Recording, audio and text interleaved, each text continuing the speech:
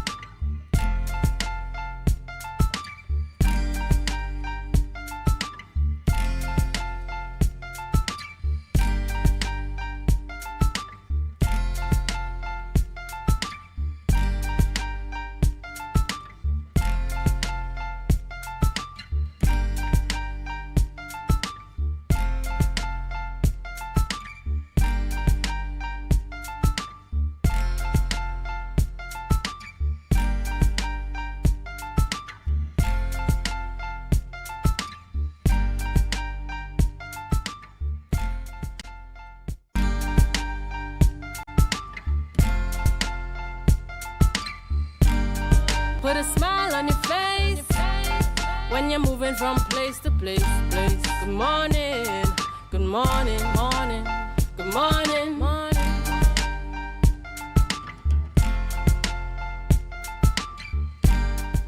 Good morning and welcome to Youth Wednesdays on Tobago Updates Morning Show. We are here yet again another Wednesday with our youth, our three hosts. My name is Dwayne Nurse. We are live here in Portmore, Scarborough here again. And, we want to bring the youthful vibe for the week. This morning is a very beautiful morning and somebody amongst the three of us is feeling extra special this morning because of her makeup. Good morning to you, that extra special person because of their makeup. Good morning, Dwayne. Good morning, Tobago. And welcome to Youth Wednesdays here on Tobago Updates. As Dwayne said, it's the middle of the week and we're here to give you that youthful vibe to spice up the rest of your week. My name is Kaylee Lewis and this morning I'm also joined by... Good morning, everyone. I am Natalia Nantes. Good morning, Dwayne. Good morning, Kaylee. I am here to add to your spiceful, youthful vigor for Wednesday. Oh, yes, you look very good in your pink. Thank you. I like the all natural look. I mean, you did not say anything, but Kaylee seems to be, flaunting her makeup this morning, done by herself. Yes, I think I did really, really well this morning. Yes, I love the fact that makeup is a choice for you and you chose makeup this morning. It's because, she doesn't necessarily need it. Right. But, because she's blushing, guys. But anyway, what has been happening in this space? We recently had the World Travel Markets. That would have happened. Yes, the Job Malassi character coming out there. What are your thoughts on that, though?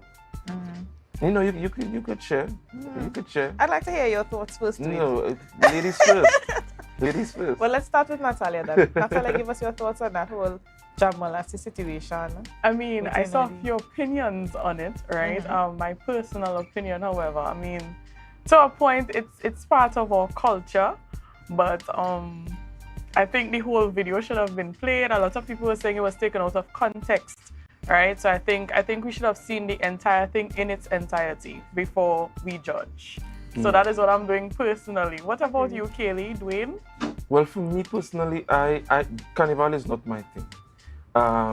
However, I embrace the notion that we should embrace our culture. Mm-hmm. But for me, from a spiritual perspective, I think it goes against, any semblance of comfort for me. So there's no comfort there. However, I wouldn't downplay the fact that it's a part of our culture. But for me, I just think it was time and place.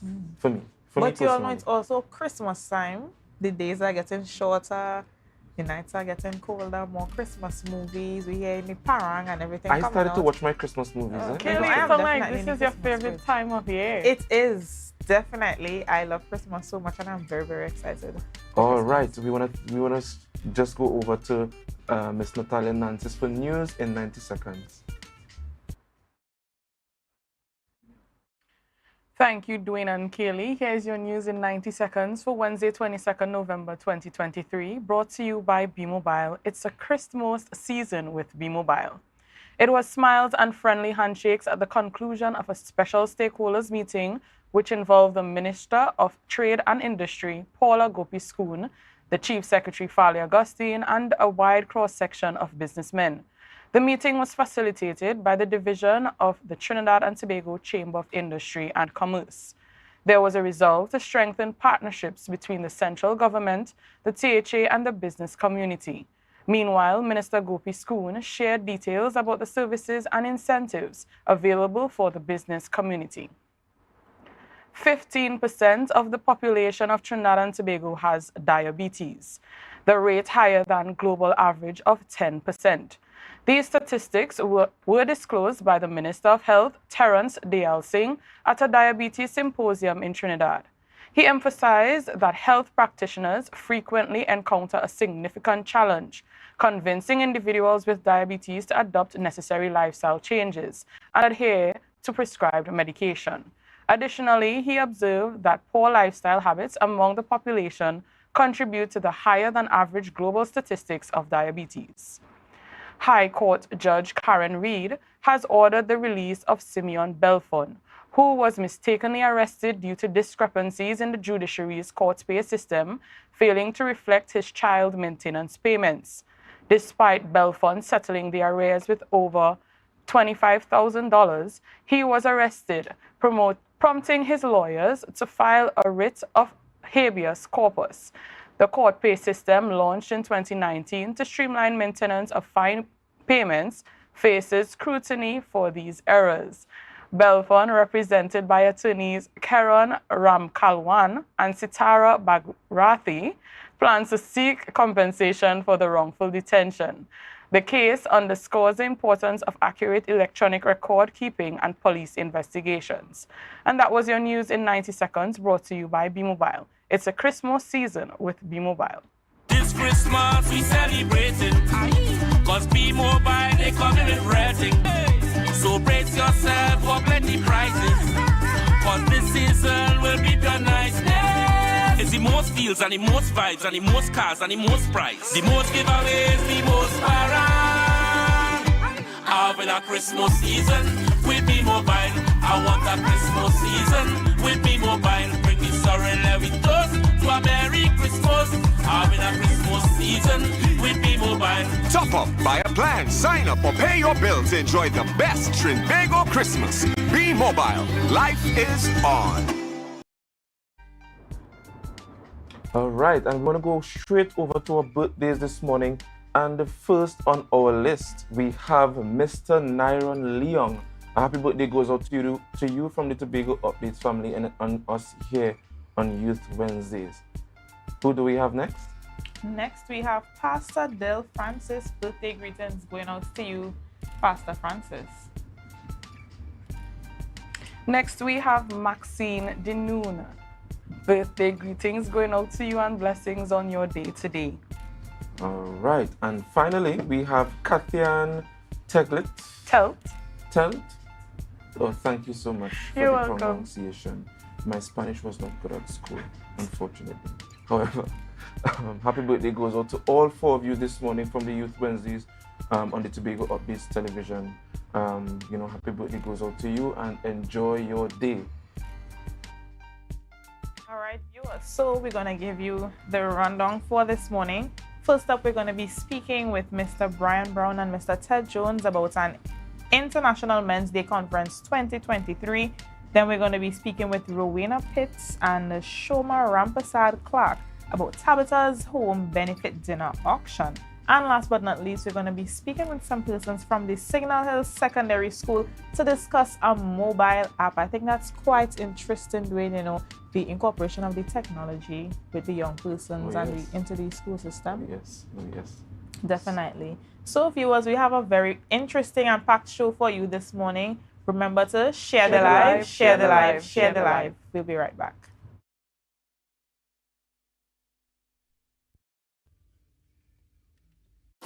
Hey, hello guys, welcome. Come have a seat. Oh, this is so stylish and I love the fabric. Darlings, you must tell us where you got your new furnishings. We got them locally at Standard. They've got new chic European furniture, crafted from high quality material. Oh, Standard?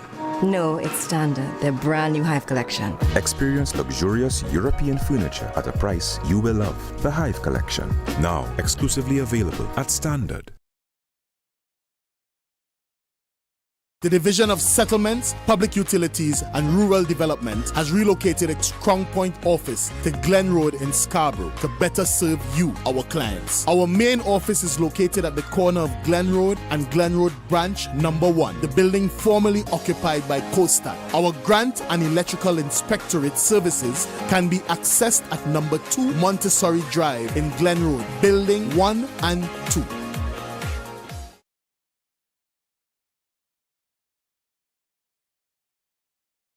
This Christmas, speed is on us. Get up to 300 megabits per second of speed with our new Link Up Plus plan. Enjoy more speed, more channels, and free streaming for less. Plus, introducing Link Up More with up to 1 gig download speed. Download, stream, video call, share memes, and more. Get free installation when you sign up in-store or online today at discoverflow.co.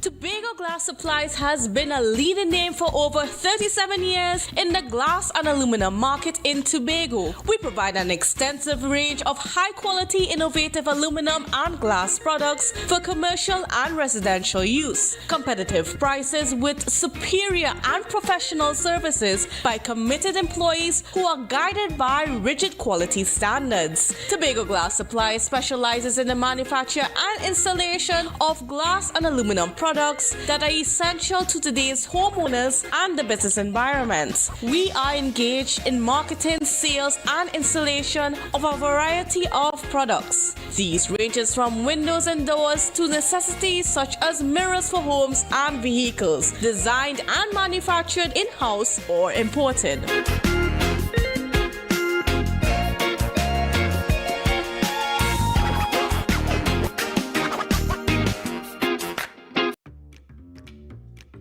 But this place is boring enough. We don't even do nothing. Let me go somewhere now. I really want some new things, yes? Oof. Then look no further. Portmore is the place for you. Oh, really? Yes, you can have anything that your heart desires. Take a look for yourselves. A world of endless opportunities. Feeling hungry? Go get something to eat. Books and stationeries, games, and much more. Portmore, the island's beat.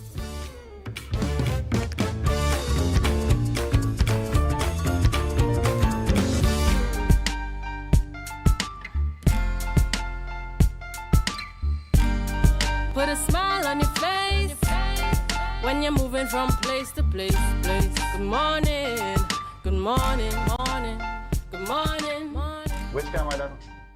And welcome back to Youth Wednesdays on the Tobago Updates morning show. You know, we are here live in Portmore, Scarborough. My name is Dwayne, and this morning we want to take the discussion to a technologically based one, where we talk about AI and virtual reality. So to foster that conversation this morning, we have Mr. Devon Oliver, teacher of the Signal Hills Secondary School, and a student, Mr. Nigel Duke, a sixth form student, upper or lower six? Up, lower six. Lower six. Good morning and welcome, gentlemen. Good morning. It's certainly a pleasure to have you guys here to talk about this very pertinent topic, very relevant in this space globally. I want to begin with the young man closest to me, the student. How are you this morning, sir? I'm feeling pretty good. Today's my birthday as well, so it's just a good day overall today. All right. Happy birthday to you. Happy birthday to you. Why didn't you guys not have the gentleman's picture so that we could celebrate his birthday?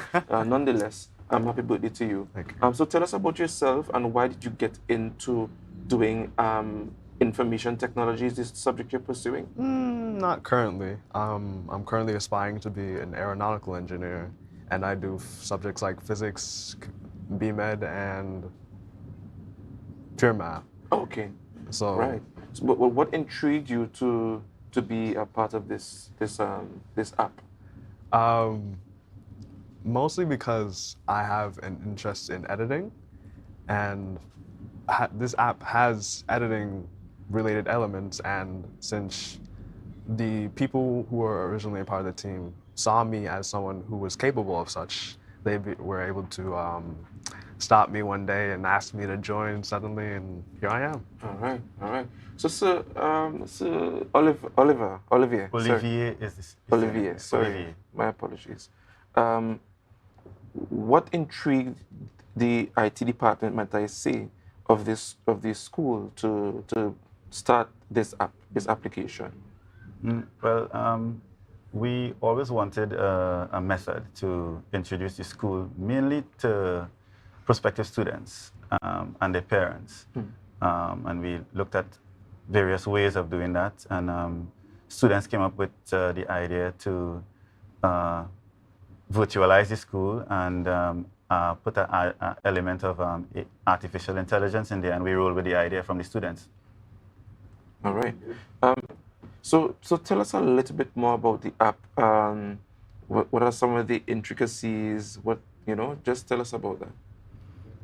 From a user's perspective or from a technical perspective, you talk? You could give me from a technical perspective.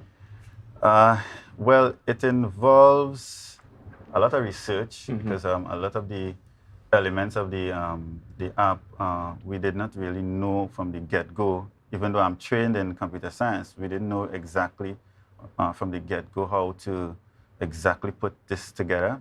So it involved a lot of research, still ongoing research, still ongoing development, both on the students and the teachers' part. And then besides the research, then the implementation requires a lot of technical knowledge as well. And Nigel is involved in some of the technical aspects. All right. So, what was your input in all of this? Obviously under the guidance of Sir Olivier, you had to be a part of it. Tell us about that experience. It was quite the demanding experience, honestly, because it involved a lot of hard work in order to make everything that we currently have now in progress possible. And Sir Olivier helped me to stay dedicated to the work that we had to do and the things that were necessary in order to accomplish this goal. And what is the purpose of this app? You mentioned, well, it's AI and the virtual reality app. Tell us what this app does. The purpose of this app is to introduce prospective students in a more techno-immersive way into the school.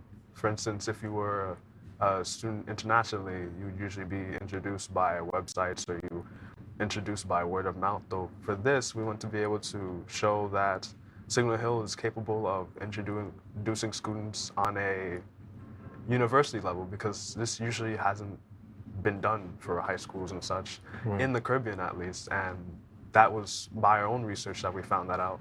So we wanted to show that Signal Hill has capable students and it has capable teachers to guide these students in order to accomplish something this great. It's to show that Signal Hill is great. A good school. Yeah, Yes. it's a great school to go to. So Olivier, how important is AI? This is artificial intelligence and the virtual reality to our space today, and more so to learning. On our space, well, traditional ways of introducing physical spaces. So if you, as Nigel said, if you are a student, let's say in primary school or some foreign country, and you want to experience the space that we have at Signature Secondary School, the most you could have done is probably go to our website and see some pictures. Right. But with virtual reality, as Nigel said, it is more techno-immersive. You feel as though when you're experiencing this virtual reality, you feel as though you are in this space. Right. And with the artificial intelligence, the hope is that when we train the artificial intelligence, when we finish, when you conversing with this artificial intelligence, it would seem as though you're intimately speaking with somebody who has a large amount of knowledge about the school. Right. Right. And truthfully, when you go to our local university institutions, you don't have that kind of intimacy at all. No. In fact, you always have to more than likely travel down, and worse yet, during COVID, it was a lot more tedious to connect with the school. Yeah. How do you see this being more like a pilot project for schools or secondary schools and all the schools on the island? How do you see this being a pilot project for that? Well, we have it in the back of our heads, but we're not really focusing on that right now. But the intention is, if we are able to succeed in the way we intend to, that we will be able to lend our services and help other schools on the island, especially, to achieve something similar. But I could add to your previous question about how important it is, because one of the ideas that came forward recently was the school is mandated to do, our school, I think all secondary schools have that mandate as well, to do fire drills, earthquake drills, and so on. And our students normally, well, most of the times they will forget, because drills are not held every day. So you would forget the route, you would forget the procedure involved, and so on. And this has the potential, together with the AI and the VR, to take students through a virtual evacuation drill, guided by the AI and the VR, through the space itself in the school, guided and instructed by the AI. And finally, before we show the demonstration, I correct me if I'm wrong, I just know a little bit about the AI, so you guys incorporate things like algorithms and machine learning and coding. How was doing all of that for you as a student? Might I ask your age? I'm 17 today. You're 17. I could admit to you, I did IT in school at CSEC level, and coding was one of my most challenging subjects in that field. How was that experience for you? Did you take a long time to learn this? Did it come naturally? Did you learn on YouTube? I mean, and obviously with the help of a teacher, but definitely tell us about that. Well, I would say I would have had a good experience, though I'm more so in the editing department of this project. I'm not really in the programming of the AI department. Understood. So I would say that I would like to help with the AI, and if there's any way that I can help, I will help, because I've done IT before, and programming, yeah, it's pretty challenging. I've done a little bit during the summer this time, and I believe that it'll be a good experience for me. So quickly, the same question to you. You said there's a team of students. Were you the one, Sir Oliver, behind, doing all the codes, and or if you wish to call out some of your students? Yeah. So the way we are doing it is, when I see there's a part of the project that I know students will be capable of handling, and with a little more help, they will learn some more. so that we could add to their knowledge and their skills, I would put it on their shoulders. So instead of doing it myself, I'll give students the opportunity to learn and to grow.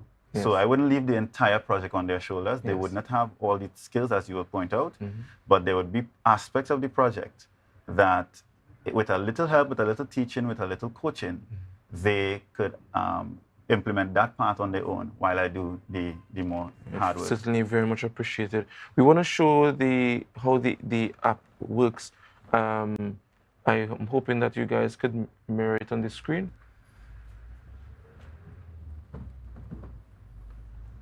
Yeah. Right.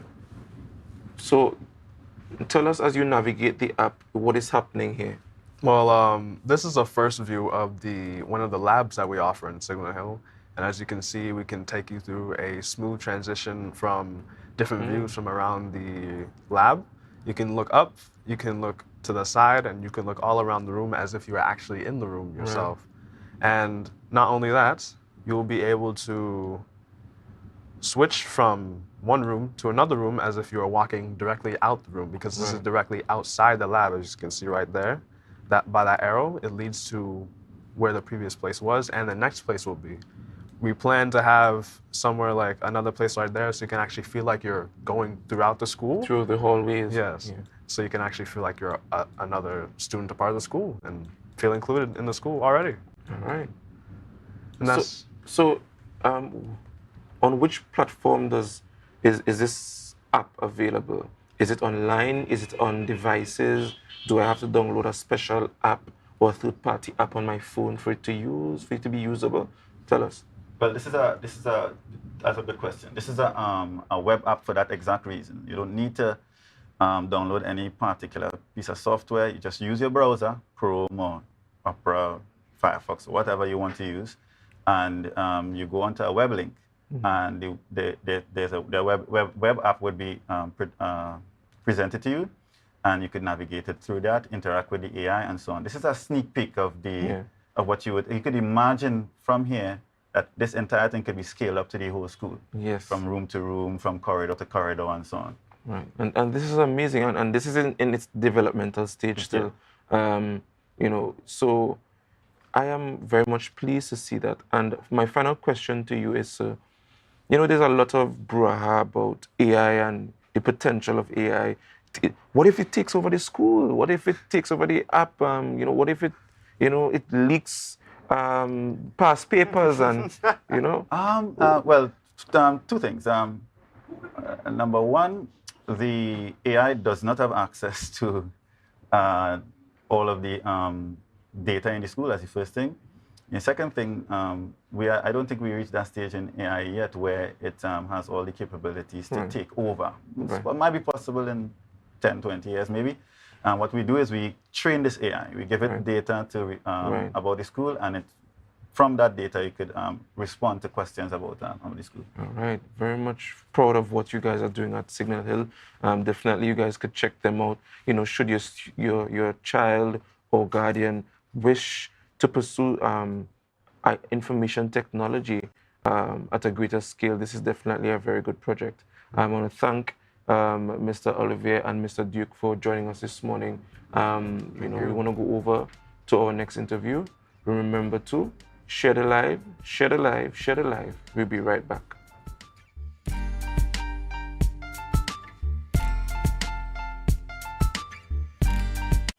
So your car break down. Oh, no, not again. And you're worried paying a wrecker could mean a pocket breakdown too.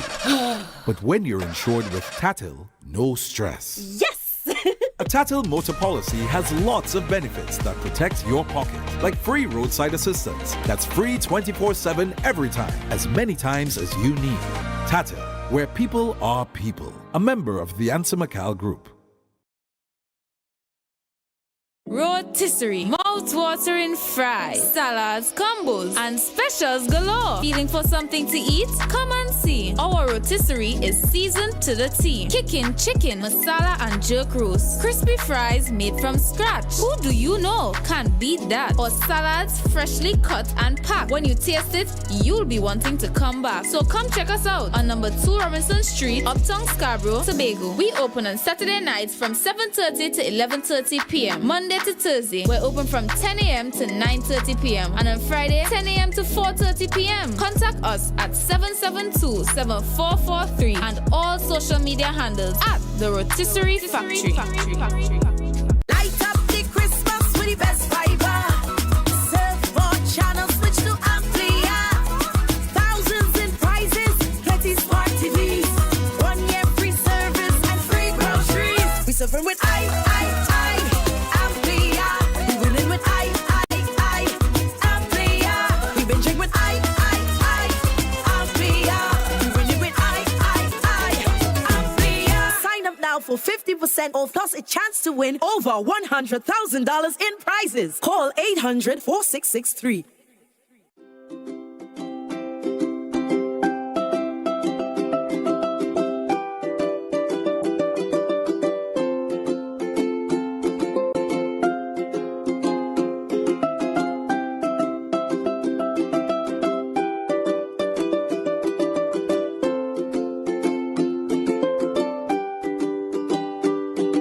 MI4 Security Services Company is the most advanced security service in Tobago. Ask about our cash and transit service. It's safe, risk-free, reliable, and timely. We provide safe banking delivery for all business types and sizes with highly trained staff, 24/7 monitoring, coordinated emergency response, and a well-maintained fleet of armored vehicles. Contact us at 660-7723 or visit our website at www.mi4securitytt.com to sign up today.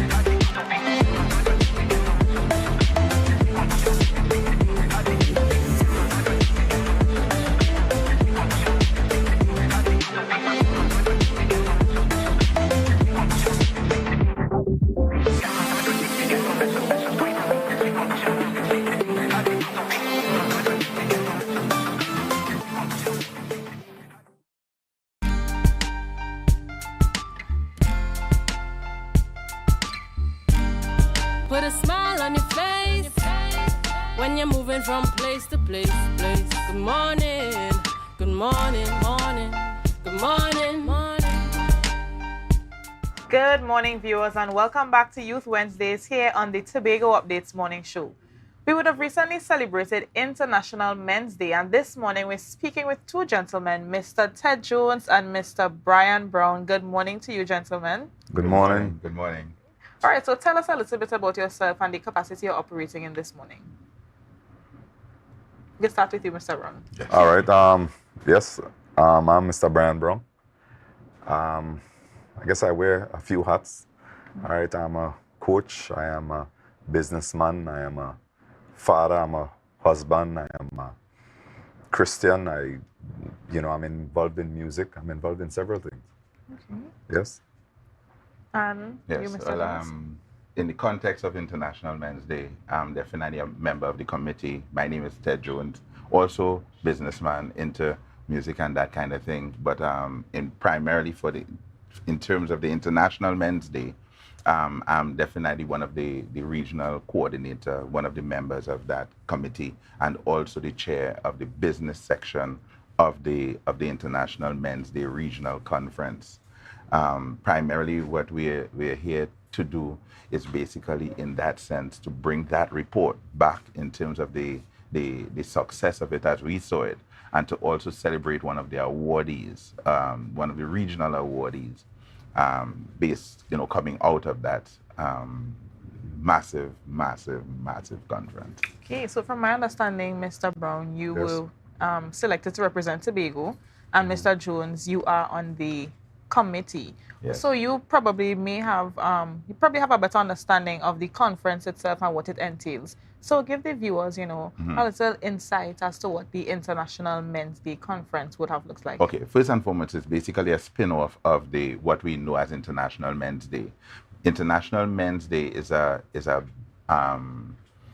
brainchild and actually the baby of a Dr. Jerome Tiloksing, who over the past 24 years has been trying to champion the cause of an International Men's Day to be recognized worldwide.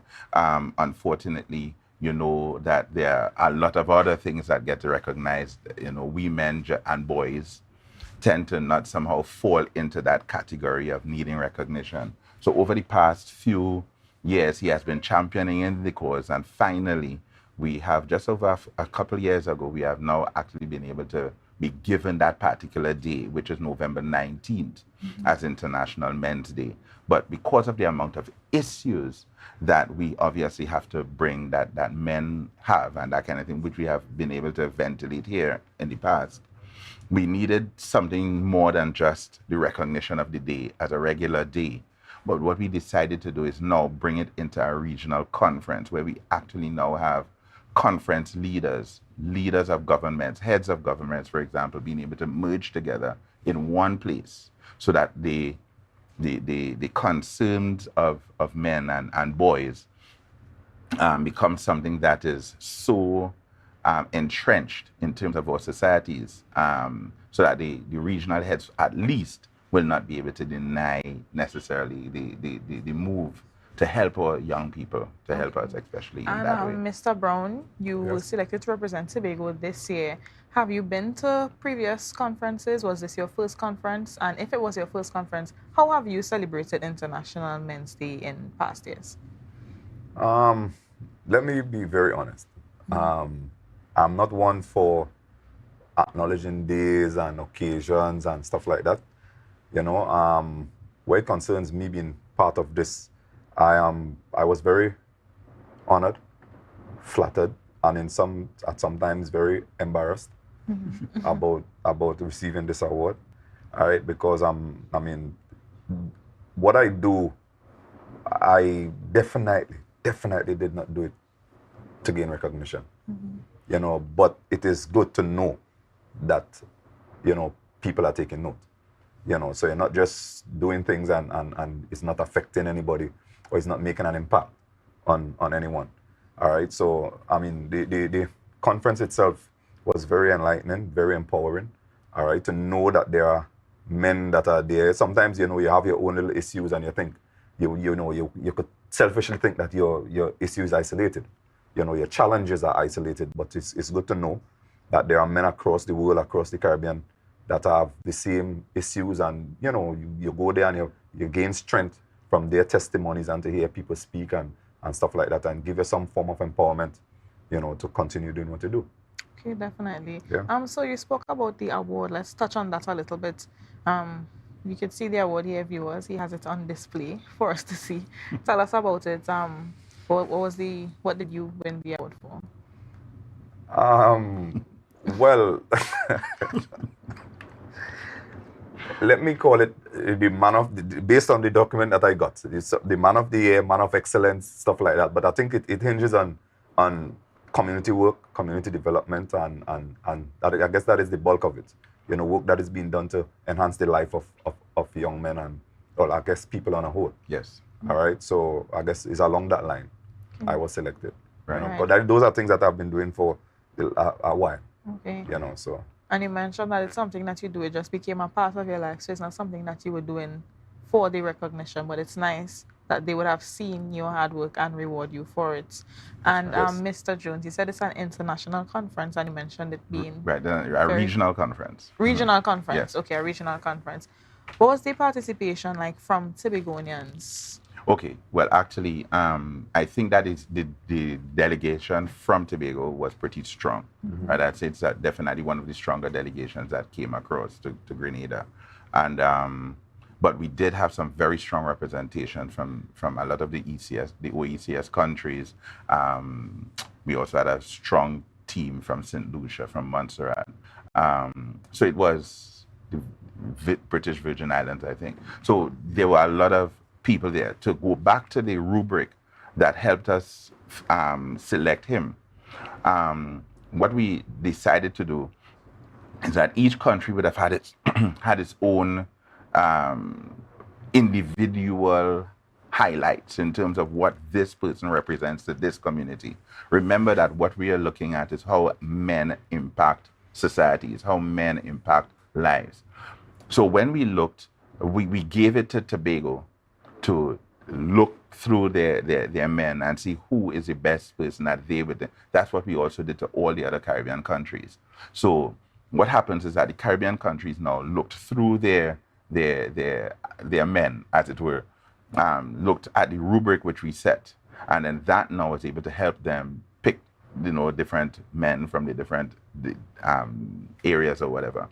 So in itself, I'm really happy Brian won it, because there's no doubt, based on what he has been doing.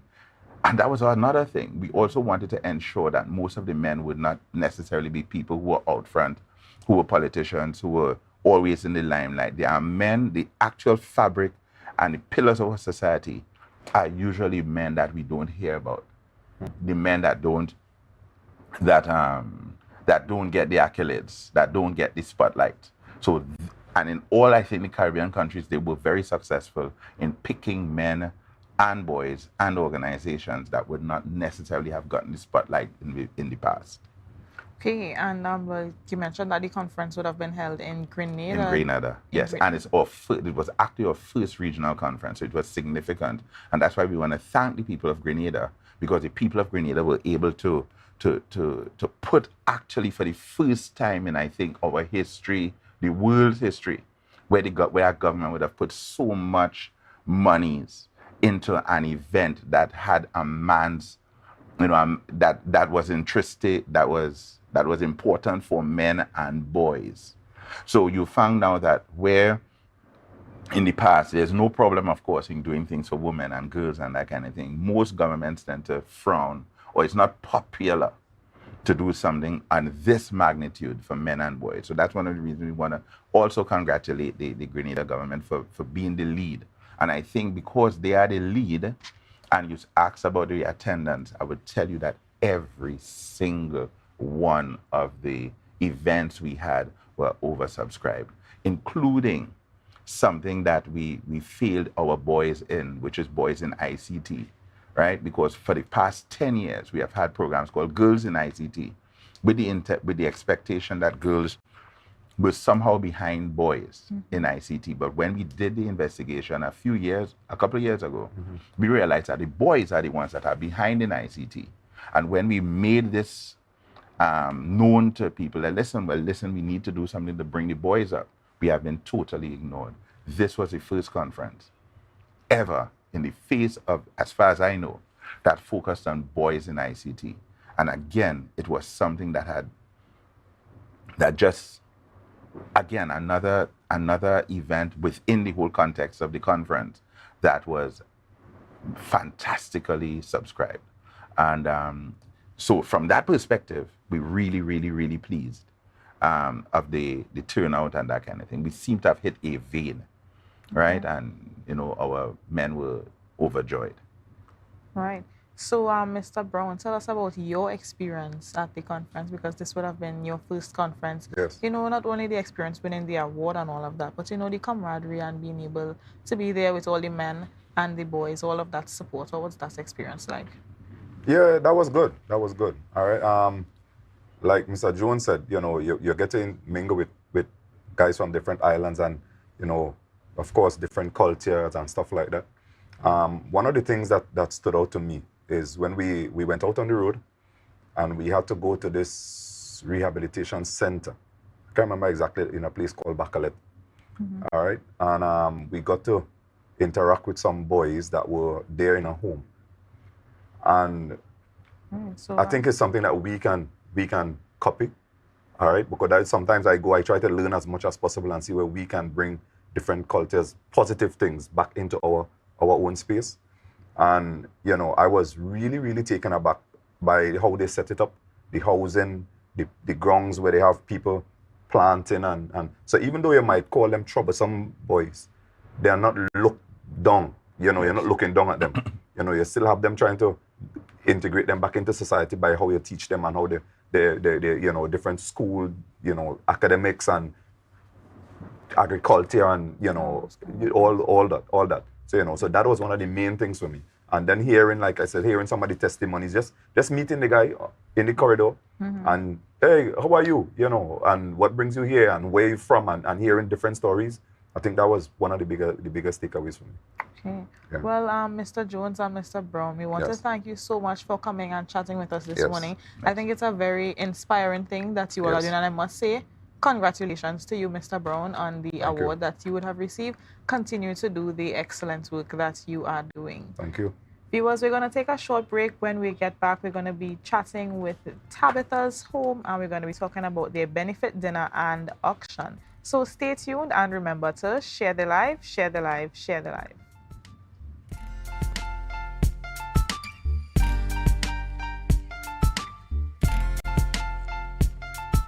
This Christmas we celebrating, cause B-Mobile they coming with rating.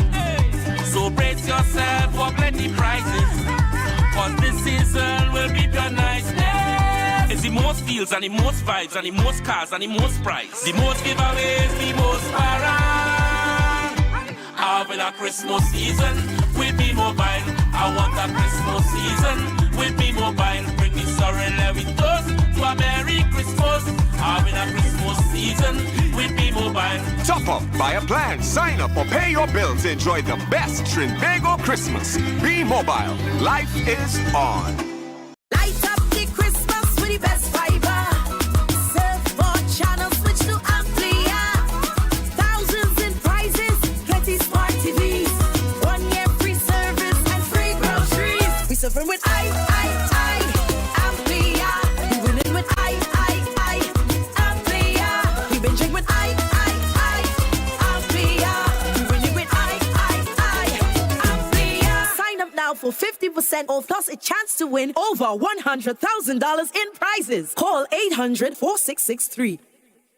Tobago Glass Supplies has been a leading name for over 37 years in the glass and aluminum market in Tobago. We provide an extensive range of high-quality, innovative aluminum and glass products for commercial and residential use. Competitive prices with superior and professional services by committed employees who are guided by rigid quality standards. Tobago Glass Supplies specializes in the manufacture and installation of glass and aluminum products that are essential to today's homeowners and the business environment. We are engaged in marketing, sales, and installation of a variety of products. These ranges from windows and doors to necessities such as mirrors for homes and vehicles, designed and manufactured in-house or imported.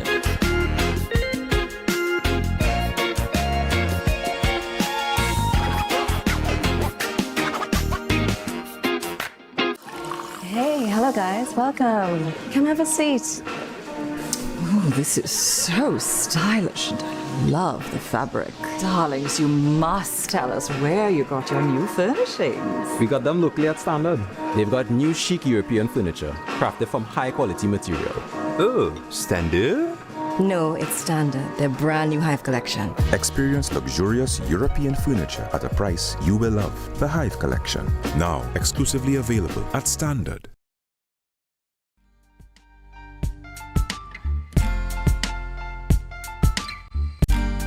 Put a smile on your face when you're moving from place to place. Good morning, good morning, morning, good morning, morning.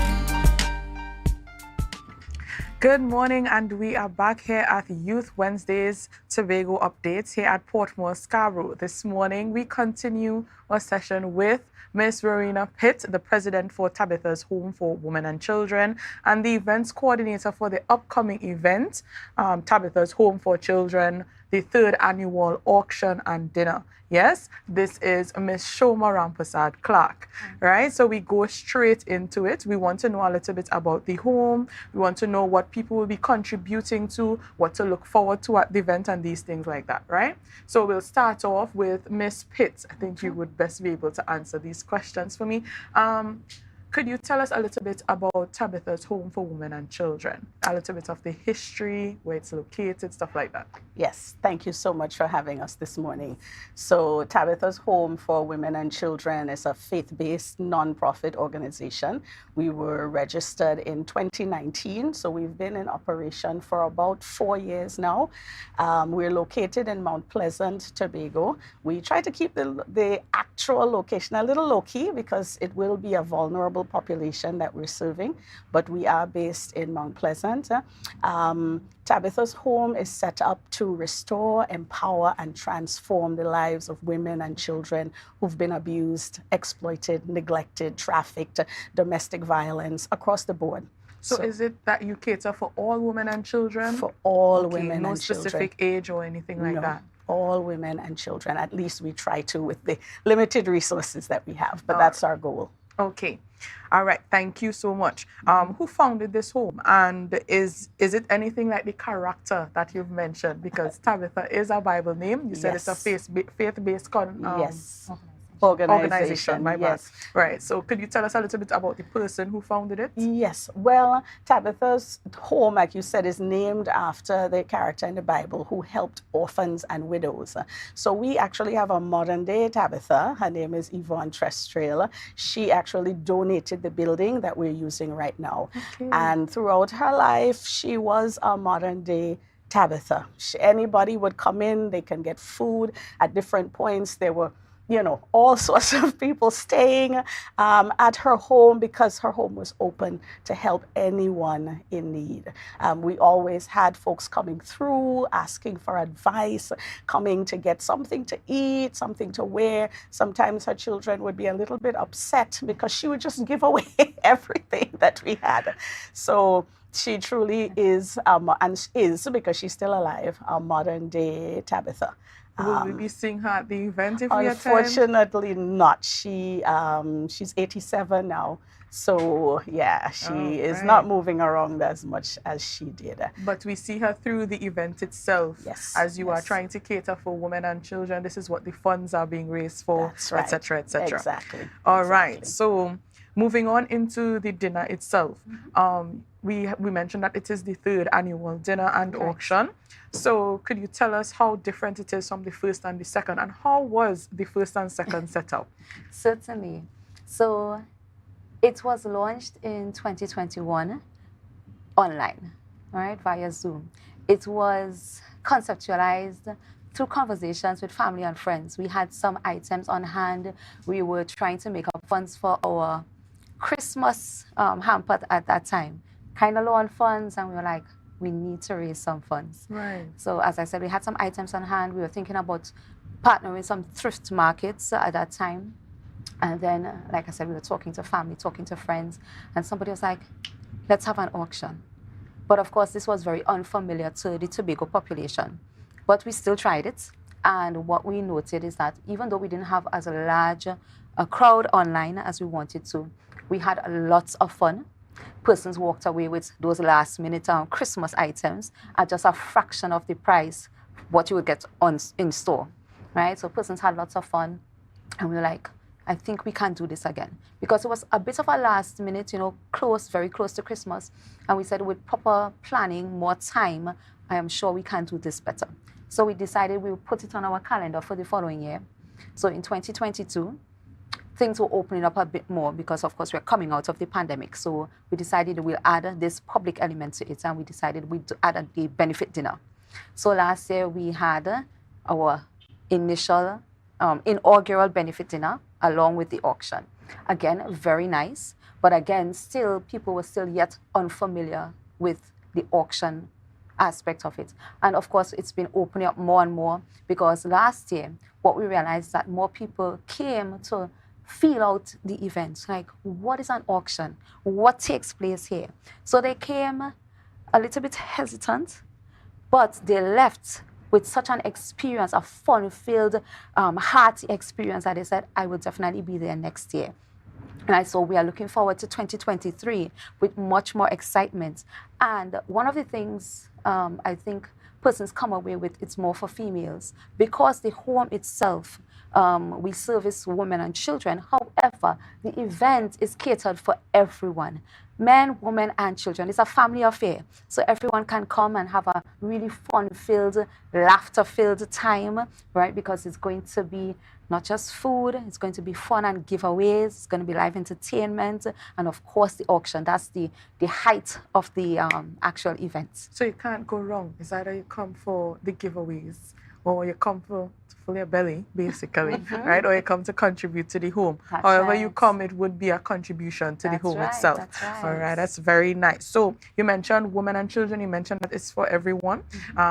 So you are confirming that it is for the wider population of Tobago, Correct. possibly Trinidad. Yes? If you want to come from the Caribbean, from the States, you come on down as well. Okay. All right. So where will the event be taking place, and what can we expect from this event? How must we dress? Do I come in a fancy dress, or can I dress in top and skirt or something casual? Tell us. Okay, so firstly, it's going to be at the very beautiful location, Merci Beaucoup, which is just off the boardwalk in Beaucoup, overlooking the water. So, you know, it's an elegant location. So we are inviting persons to match the location. Come elegantly dressed, right?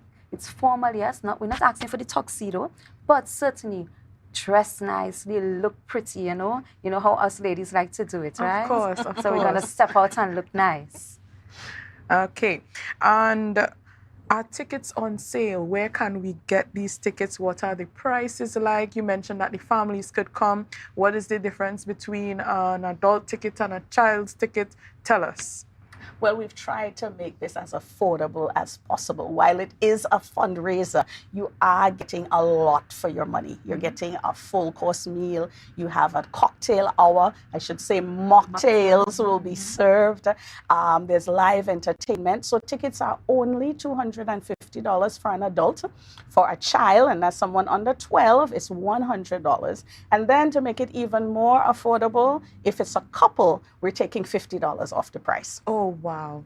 So, okay. So you definitely can't go wrong. You come out, you're getting a lot for your money, and it's for a good cause. So I don't know if any of us are seeing the flyer on our screen, but it's mentioned that it is a silent auction. Now, you said that the auction is a new thing to Tobago. Well, not really new, but more getting into the seasoned aspect of it. We're now learning about it and stuff like that.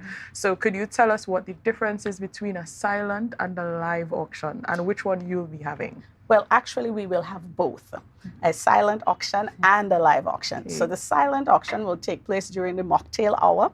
And the silent auction, we will have items sitting out, things like jewelry. We actually have those Coach wristlets that women like.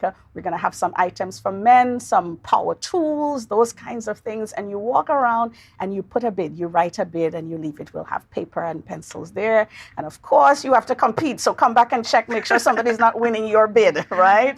So that's the live auction, the silent auction. And then the live auction will happen right after dinner. And that's the one people are more familiar with, where the auctioneer gets excited and gets involved and says, you know, going once, going twice, right? Do I hear 200? Do I hear 300? So that's going to be the fun part. And it's actually Ria and Oswald George that are our hosts for the evening. So you know it's going to be fantastic. And this is the third year they're doing it with us. So we're really grateful for the support we've received from them over the years. Right. That is lovely to hear. It looks like a very fun event to attend. Also a very good cause to contribute to. So we are asking people to kindly contribute to Tabitha's Home for Women and Children, right? So for our viewers, now that we are on the topic of contacting you, for our viewers that are willing to contribute to the home itself, do you have any online banking information or anything that they could follow up on so they can make a contribution to this cause? Absolutely, and we welcome contributions in kind. If you have grocery items, we're in the process of putting together our Christmas hampers right now. And actually the way we do it, we have a pantry that's open that allows women and their children to come in and choose for themselves what they want, as opposed to us deciding what they need. So we accept cash contributions, in-kind donations, volunteer services. Please pray for us. And certainly if you want to make a donation, we have an account at FCB. For full information, you can go to tabithashome.org, our website. There's a donate page. You can actually use your credit card if you want to contribute, and all the information is there. If you want additional information, you can call our main number, which is 357-9072. And also, you gave us a look at the tickets as well. The number is included on the tickets as well. Yes. So you get the number on the tickets even after you buy it. So if you don't remember this, you can also purchase a ticket just to remember that number. Thank you. Yes. All right. For recommendations or people wanting to pass on names to you that you think may need that help, is that possible? And do we contact this exact number? Is there anywhere else that we can? Yes. Especially if people want to do it anonymously. Yes, certainly. You can call that same number, that 357-9072. If you go on the website, there's also a form there that you can fill out and submit if you're looking for assistance. So if you're looking to help, you can go online and there's a form. If you want assistance, you can certainly go online or you can call that 357-9072. We do have WhatsApp on the number, so if you want to send a message, you want to call via WhatsApp, and someone will respond and we will get back with you to see how best we can assist. All right, and so before we wrap up, just one more question about the event. You said that we have a lot to look forward to. I saw on the ticket and the flyer as well that there is live entertainment. Do we have anybody in specific that we could look forward to? All right, so I'm not sure if anyone is familiar with the names.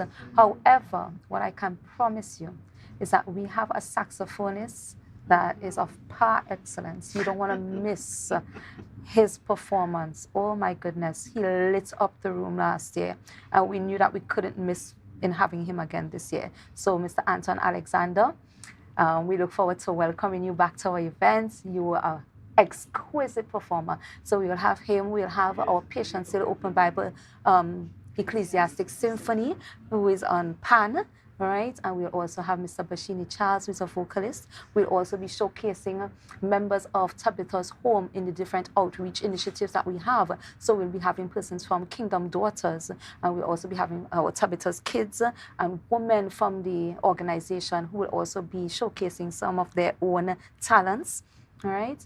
And it's going to really be a very fun afternoon. It's not something that you're going to want to miss, I promise. I spoke to Miss Shoma before we started the show. She told me she didn't want to give out much information. So you'll just have to come and experience the 3rd annual auction and dinner for Tabitha's Home for Women and Children. Right? You also mentioned that we may not know the performers. I actually know Mr. Bashini Charles, and wonderful. If he is performing, you all are in for a treat. Great. All right, so thank you to Miss Rowena Pitt, President of the Tabitha Home for Women and Children, and Miss Shoma Clark, who is the events coordinator and will be taking us to that very special evening on December 2nd at the Merci Beaucoup.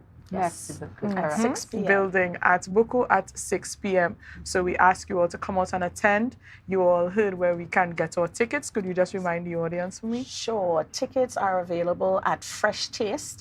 It's food store at the Micro Enterprise Center in Signal Hill. You can also get tickets at Lace Fantasies in Lowlands Mall. That's directly across from Courts. And you can also get tickets at AJ's Accessories, which is on Castry Street, right here in Scarborough.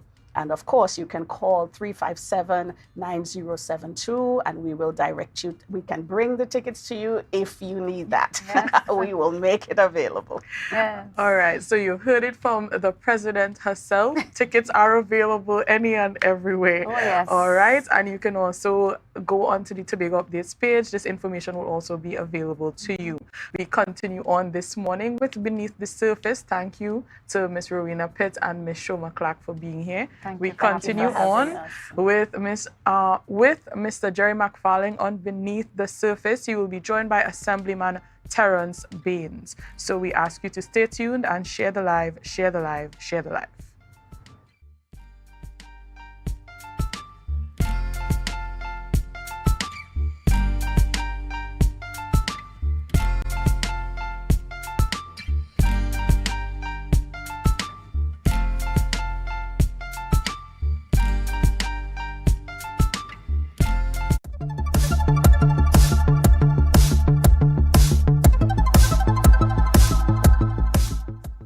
God at the forefront daily, not missing a service, and not using foul languages are some key ingredients to Mr. Stevenson McLeod long life on earth. I am a Seventh-day Adventist and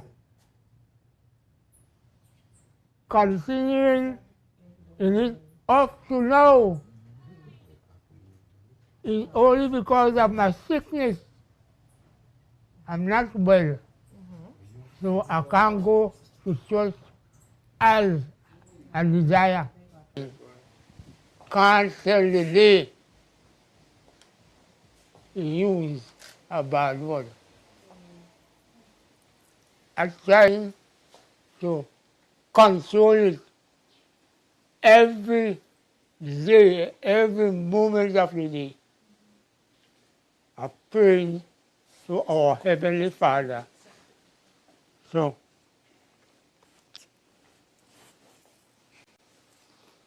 to take me to heaven when that time would come. And out of his daughter's mouth, Daddy is a very, what I should say, a very consistent person. He isn't somebody who would sway from his standards. For all the years that I've known him, he has been a man very devoted to his family, very devoted to his wife, now deceased, and he has always been devoted to his children. And even at this age, Mr. Stevenson is still a living example of how life and God are great. The life I live in today, I must be able to spread it. Yes. In other words, tell others about it. Of course. And see to it that they perform. Perform it. Yes, ma'am. That was a production of the Department of Information, Office of the Chief Secretary, Tobago House of Assembly. This Christmas, speed is on us.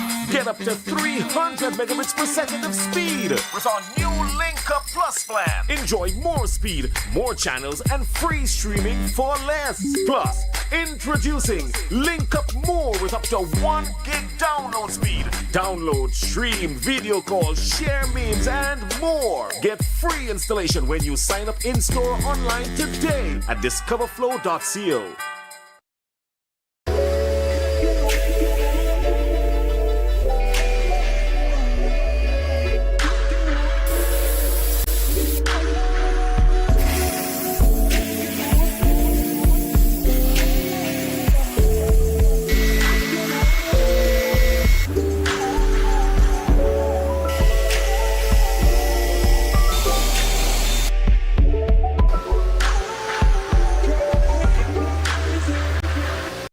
So your car break down Oh, no, not again.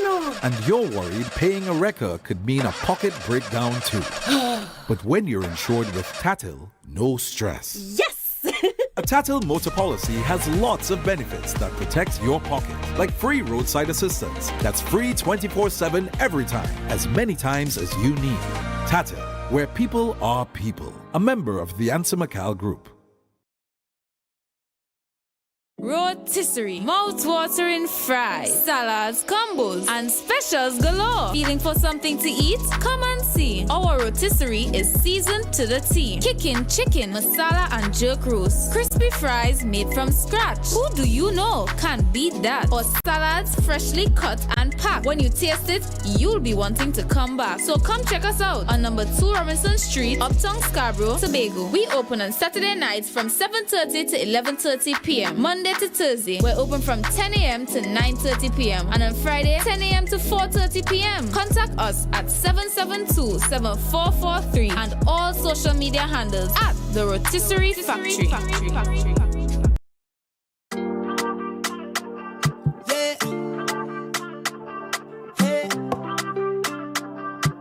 Tobago updates. Good morning, Tobago.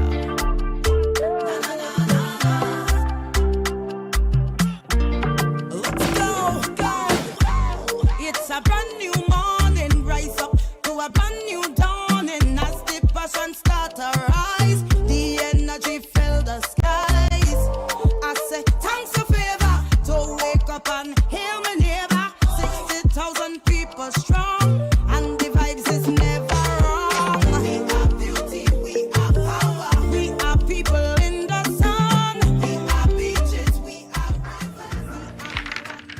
Good morning, viewers, and good morning, all you listeners in different parts of the world, in Trinidad and Tobago and outside. I get texts all the time from people all over the place, telling me how they're looking and enjoying this program beyond the surface. I'm Jerry McFarlane, the host for this program, as we continue our series looking at chatting with members of the Tobago House of Assembly, government side, minority side, councillors, presiding officer, and everybody who comprise this very important institution, space here in Tobago. So this morning, we've been continuing this.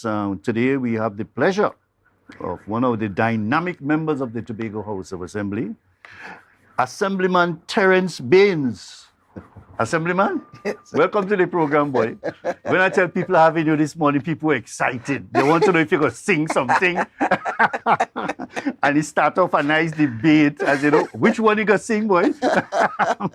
And they give me all kind of suggestions. Is that right? So, and one of the things they tell me, boy, I want him to sing When God Bless a Man. Good morning, Mr. McFarlane, and thank you. We are eternally grateful, of course, for the management here at Tobago Updates for initiating this program. And of course, we thank you for your input in the thing. And good morning to all of Tobago and Trinidad and the rest of the world. With these platforms now, you can be on the moon and see this and see the program.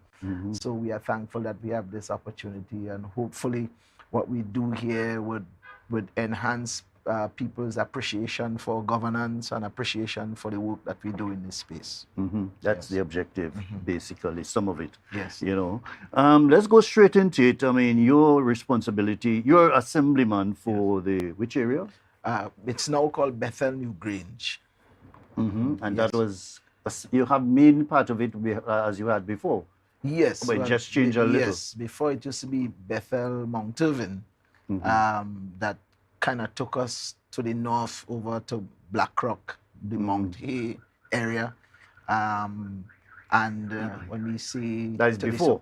Yes, well, just on that street between the basketball court and the community center, that was pretty much like the boundary, going straight across, and then, of course, heading south as far over as Canby gas station, staying on the right-hand side if you're going west. And all the way down to Buku Road, come around to Mount Irvin and so on. But with the recent change, the boundaries have now been shifted.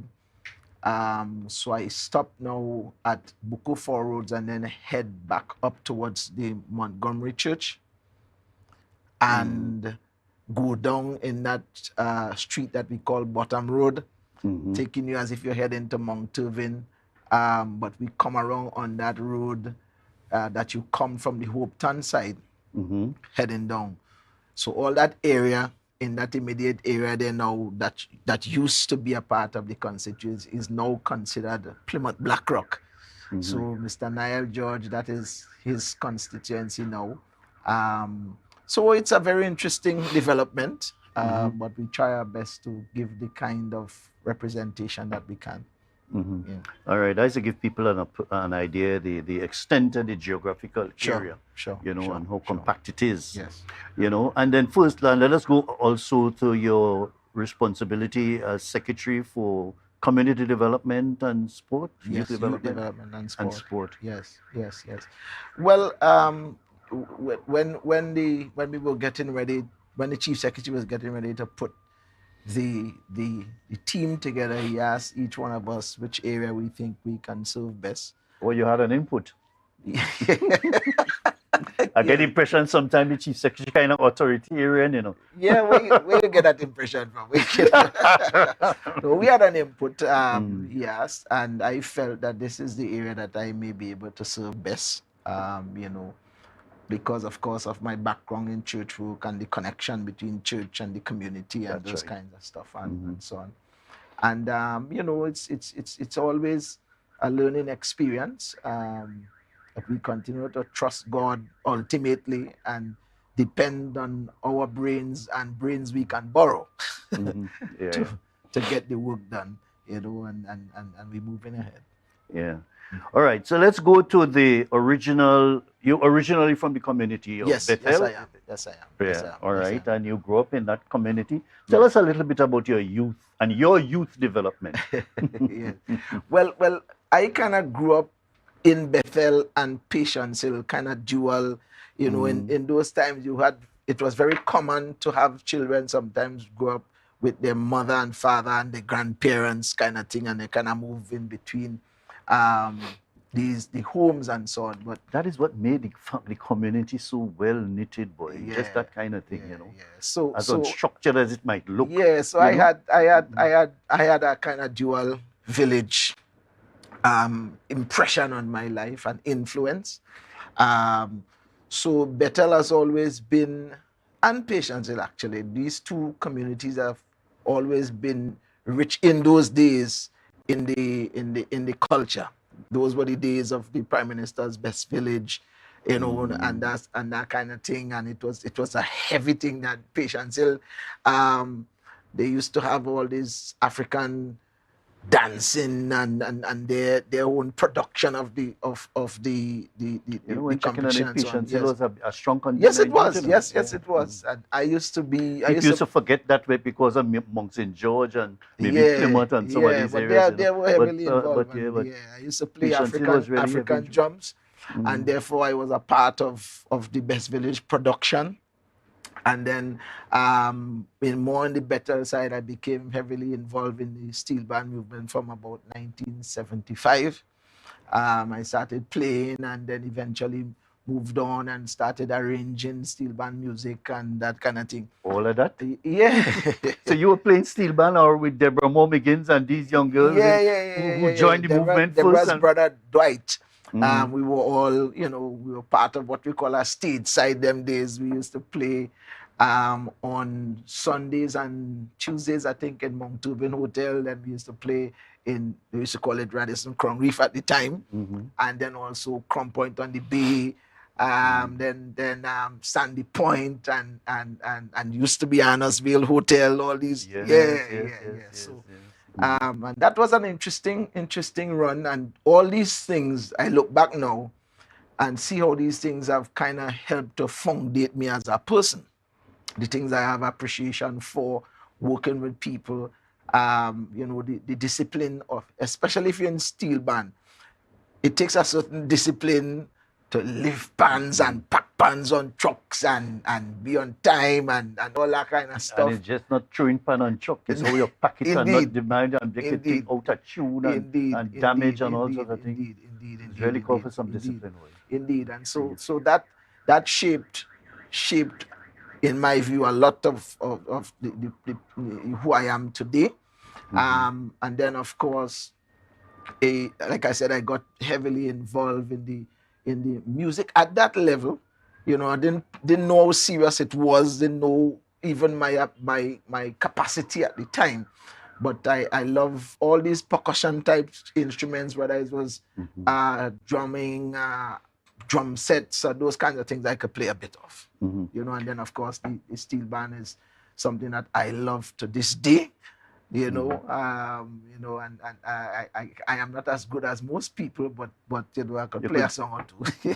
But how you got into the vocals and actually singing and composing? That's the thing. That the vocal thing, that is a Sunday school thing. And I was in Sunday school in Patience Hill from very, very young. And, the late Brother Doddridge Peters, we used to call him Brother Pete's, and had a significant influence on me. And I always say when I grow up, I want to be a man like that, wearing a black pants and a white shirt and a black tie and hold a black Bible. I had no clue what it meant at the time. You understand? But, and that gentleman was a standard bearer for me as a young person. The way he conducted himself as a human being. I try my best to emulate that in how I treat with my fellow men and how I live my life and so on. And God bless his soul. I have always said that he is one of the persons that have made an indelible impression on my life as a human being that walked the earth. And we try our best to, in fact, I hope that his influence lives on in some of the things that I do, you know, how I conduct myself in this world and so on. And so Sunday school was the foundation of the singing and all that kind of stuff, singing all these choruses and all of that. And then, after I really became seriously walking in the Christian pathway and so on, you know, I started singing on a more serious note and writing songs and so on. In fact, the first album that I produced was a strictly what we call gospel calypso now. Well, it's calypso actually, and you know, that is a art form or an expression rather that the church frowned on at the time, because Which church was that? The Pentecostal church that I was in. Oh, okay. The church, and we talking in the 80s, right? So I think the issue was not so much the music, is what the music identified with. You understand what I'm saying? You know, but you know, Caribbean people, we are rhythmic people, and God knows the bounds of habitation. There is a reason why I was born in the Caribbean and not in Israel for that matter, or wherever else where they have their own cultural expression and they use what is available to them in their own expression of God, and musically and otherwise. So it took a learning, and I was kind of pioneering at the time, you know, because I really love calypso. It comes natural. You understand? Yeah, and we pushed on and so on, and now this type of expression is commonplace in Christendom at this point, you know. So sometimes the sign of a pioneer is the arrow in your back, unfortunately. You know, but you know, we push on and we do what I'm doing now is also can be considered a kind of pioneering move of the merging of a pastoral work with politics. These two are not good bedfellows. Serving people and serving God. Yeah, but I mean, the man, the forward-thinking man will have an appreciation for that. But traditional church people do have a serious difficulty reconciling these two professions. You know, it is like oil and water. They're not good bedfellows. Yeah, I know. I remember in the early days, you had Archbishop Pantin introduced Sparrow to sing a song and steel band in the Catholic Church. Yes. And it was a big thing then. I mean, you bring in Sparrow to sing. See him as a man, you know, associated with all kind of a level of kind of not so nice songs, but as well as he had a nice repertoire of nation-building songs, you know. It's one of those things that he did in the church at the time. I remember quite young as a young boy. So these are little challenges that you have, even in community, even in church, and so on, and not to mention politics. Yes. But how you got into this politics, I think it looked like a natural transition, really, given all the work that you have done. Well, the truth is that I had this ambition to be a radio talk show host. You know what? I mean, I grew up as a little boy loving radio. Used to listen to Rennie Bishop, Billy Reese, the Bad Lad, and Dave Elcock. I mean, some of these younger people don't have a clue what we talk about. You understand? They really started radio, talk radio. When you have your Philips plastic radio outside, sweeping the yard and the radio, you know, and turn it and put up the antenna to make sure you pick up the signal. Yes. So I always say I would love to be a radio man, a radio announcer and thing. And I had this ambition and so on. And one day I went to Tambourine Radio to advertise a particular program that we were having. And when I got there was a discussion taking place about one of the telecommunication providers and so on. And so they asked me, I was standing there and they asked me, what is your opinion on this matter? So I just answered the question as I thought and think. In my mind, I said, songing good boy, I find a songing sensible, you know. So I left the station and I was walking through the door. I remembered a voice said, did you not say that you want to be on radio? And then go back and ask Mr. Leacock about this matter. And I went back and I asked him, and that was the beginning of the next week actually. That we started, I was invited and I started doing Wake Up Tobago and so on. With that program, some of the issues, of course, because, you know, you had to go into the community and get the information and talk to people and so on to try and, you know, optimize yourself for the program. And as I started doing that, I started having an appreciation for the plight of some of the persons who would call in on the show on a different day, and I became more sensitive to the civil part of our existence and so on. And I think that is where my interest in the politics began. You know, of course, I knew I am a foundated, old-fashioned Pentecostal man, so I'm fighting against it in my mind, you understand? Because, you know, your conscience is informed by your culture, you understand? Church culture, I mean. So I pushed through that, and I remember, as we speak, my very, very, very first time on the hustings was up in Signal Hill. It was a time I was going in support then of Pastor K.C. Roberts, was running for Tobago West. Yes, I remember. And I was just there in support because, you know, we always had these conversations that church people, you know, should get involved and thing. And I really think everybody was serious, you understand? So my naive self, I gone and take the lead and gone. I remember Mr. Benedict Armstrong, good morning if you're viewing, was there. He called me aside. He said, Pastor, you're sure you know what you're going to do? Because when you step out there tonight, there's no coming back, you know. You understand? That's the kind of advice Benny will give you. That's the kind of advice Benny will give you. And I mean, I was enthusiastic at the time. I had no clue of what the future would be and what the fallout of that would be and all of that. And I stepped out there and give it my all. And, you know, it's a novelty. So it go have a nice thing at the time.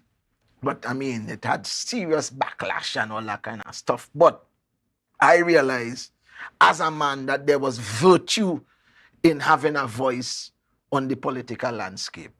I've had the ups and downs. I've run as a in an election, lost an election, and that kind of thing. And to lose an election, that is not an easy story. People think... And to bounce back from that. Yeah. It take me about 2 to 3 years to get over that. Losing an election. Yeah. You understand? But this time around really was, I believe, was divine, the way it happened. So that pretty much is my political history, you know, how I started. But there was no particular person that influenced you to get involved in politics? Well, nobody came to you begging you and telling you. No. Well, remember, I was not a candidate to come and beg. It's a churchman you're coming to. So you understand? So a lot of people would hardly try to talk to a churchman because traditionally churchmen not going to. Yes, you understand what I'm saying? So I came on the scene as a shock and surprise. It was a kind of shock value to the to whatever campaign it was at the time, you know. Yeah. So let us move on to the another area which I want us to deal with. You dealt with some of how you got into the politics and your youth development. I was only interested in that area to see how you made this almost meteoric rise to this kind of activity. And I really love your songs and your gospel ipsos and so on, the rhythm most of all, and of course the content and the lyrics, as they would say. You know, so I must congratulate you to start with respect to that kind of thing. And the way you persevered among many challenges that I'm aware of, and to become this respectable assemblyman. But as we look at the society today, Terence, you don't see that, you know, as I said before, I like to see where people came from and what is happening today with our young people and who are the mentors for them, you know, in the society. You know, Sunday was International Men's Day, for example. I didn't see much hype. That grieved me, boy. I didn't see much hype. Compare that to Mother's Day. Oh, Jesus. It's an economic day for Mother's Day more than anything else. More than Mother's love. But you know, it's something missing. Something men not doing or men not being respected for. Or too many men doing something contrary. I mean, there are several things that have been working against men folk. And this is not today. And our society is not singular in it either. But the thing that I want to really applaud is the work of men like for instance, I was in Grenada celebrating the first International Men's Day conference and so on, and being a part of the conference and the conversation there, driven by Mr. Michael Stewart, Rundle Fields from Trinidad, and some of the ministers of the Grenadian government and so on. And I know that there's always been work. There have always been men making salient contributions, doing the thing right. But it seems as if it was not commercially viable to put those things in the front as per when you compare it with women. It seems to me that this society is set up in such a way, and I've been doing it for so long, that men have been branded a particular type of way, and it seems that there are always emerging support for that type of brand, these negative stereotypes that we have, and people make these comments without any data to support it. You understand? Up to now, nobody have come to the fore and really say that most men are as negative as they are portrayed to be. Nobody have not brought that data to historically, scientifically to say that is so. You understand? We certainly do not get the platform to be celebrated as we ought to. But I think that a tremendous amount of work is being done for us to try and rectify that. I don't know. We're playing catch up. I don't know. We may never catch up with the women. But I know that a significant amount of work has been done for us to accentuate the inputs of men and that kind of thing, and boys. I think the issue of our upbringing is a critical role. Our brain plays a critical role. The scripture is indeed correct when it says that you should train a child in the way that he should go, and when he is old, he wouldn't depart from it. That means good or bad, however you train the child, good or bad. You understand? It doesn't. The scripture is trying to infer that if you use some righteous principles, you will have a better child in society. A better outcome. Right. But the issue is training. And training is not something that you do, training is not just formal. Training is when you're informal, when you're not even talking. Training is how you behave in the house. Training is how you behave when you go in the market. You understand? The children at those impressionable years are impacted by what they see.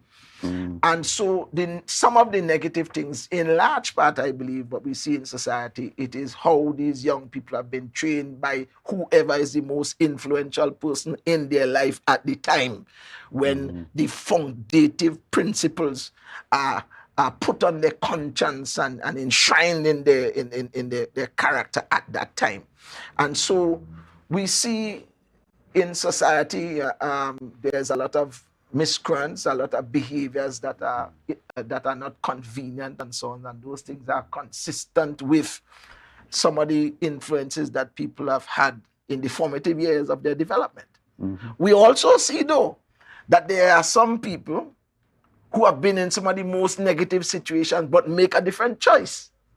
You understand? And come out of that. Make a different choice. I don't know.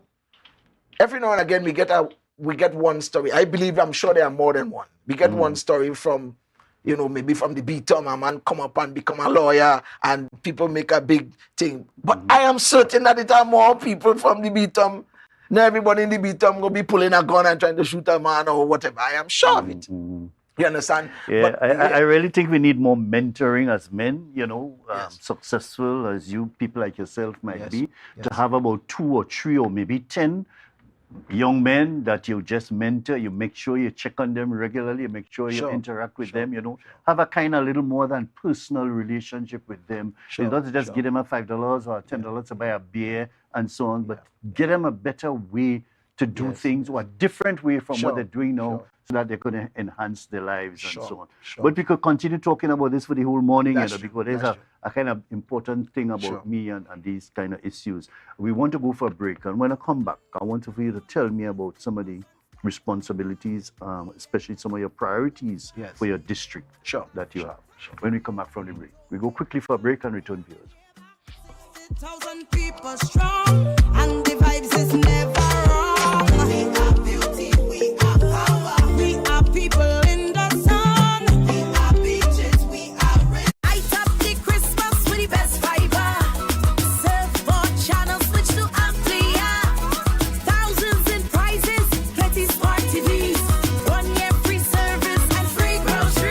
suffering with Amplia. We winning with Amplia. We been drinking with Amplia. We winning with Amplia. Sign up now for 50% off plus a chance to win over $100,000 in prizes. Call 800-4663.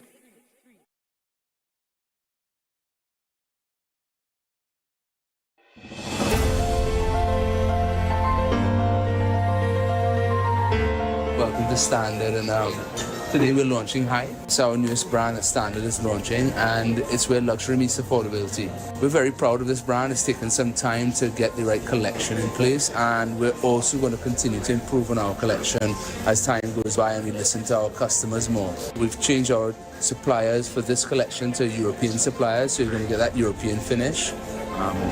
We've been very pleased by some of the results that we've been seeing in terms and response to it in the market, and we're so glad to bring it to Tobago and show Tobago what Standard could, grow with them as well. It's not just about looking good or having materials that are easily cleaned or sustainable materials, because the important thing about this particular collection is that it is quality. It is meant to last, and it lives up to the Standard name about never beating on quality and price.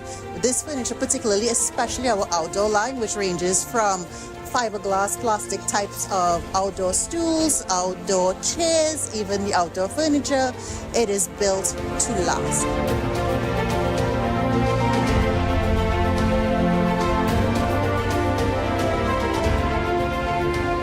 That's the importance with High, right? It's not only looking good, it's going to feature things that make your life easier, and it's not too damaging on the pocket. That's important for us.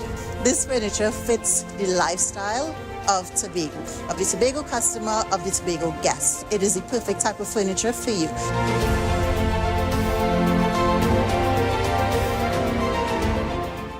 This Christmas we celebrating, cause B-Mobile they coming with rating. So brace yourself for plenty prizes, cause this season will be pure nice. It's the most deals and the most vibes and the most cars and the most price. The most giveaways, the most para. Having a Christmas season with B-Mobile. I want a Christmas season with B-Mobile. Bring me sorry, let me toast to a Merry Christmas. Having a Christmas season with B-Mobile. Top up, buy a plan, sign up or pay your bills. Enjoy the best Tobago Christmas. Be mobile. Life is on. Yeah. Hey. Tobago updates. Good morning, Tobago.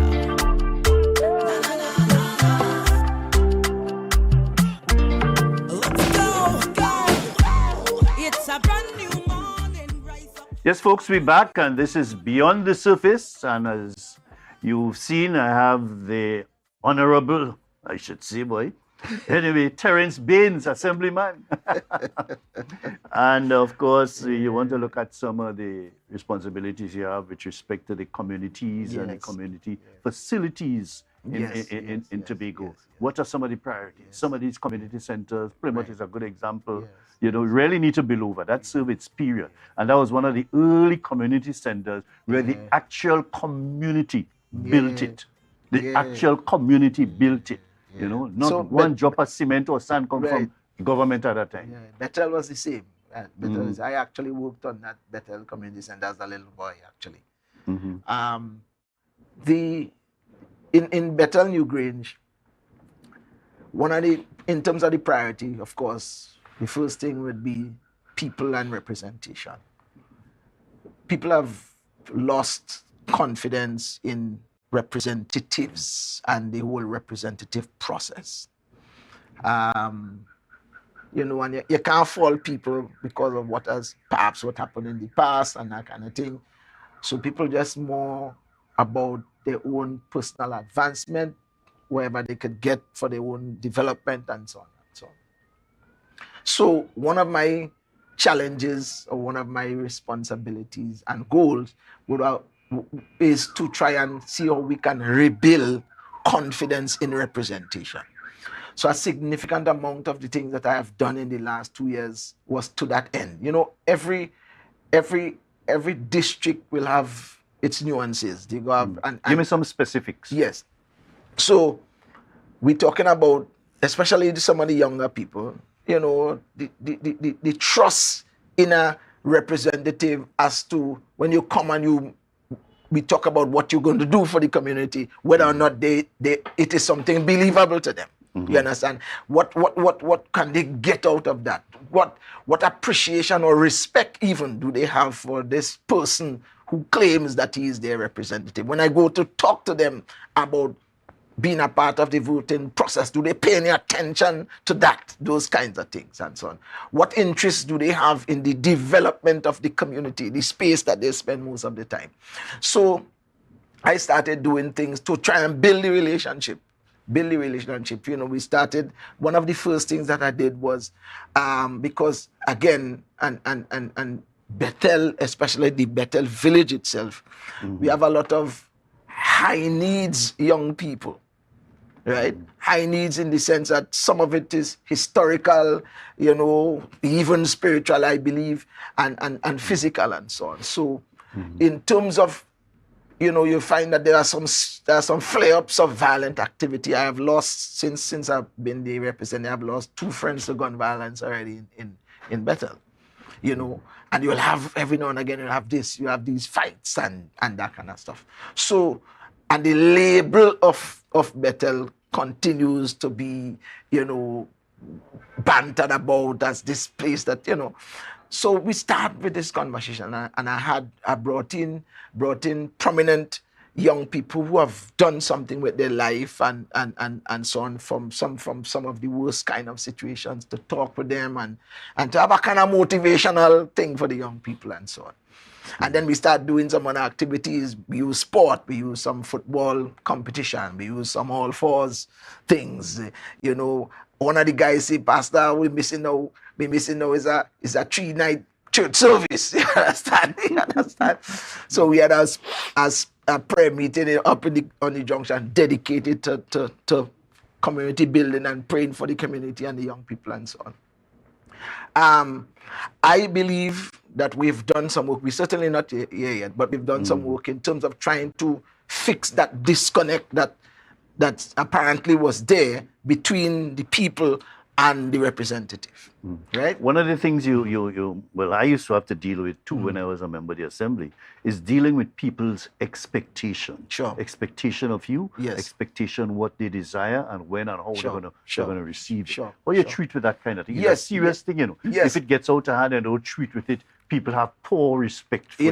Indeed. And as you can appreciate, the expectations will always be high.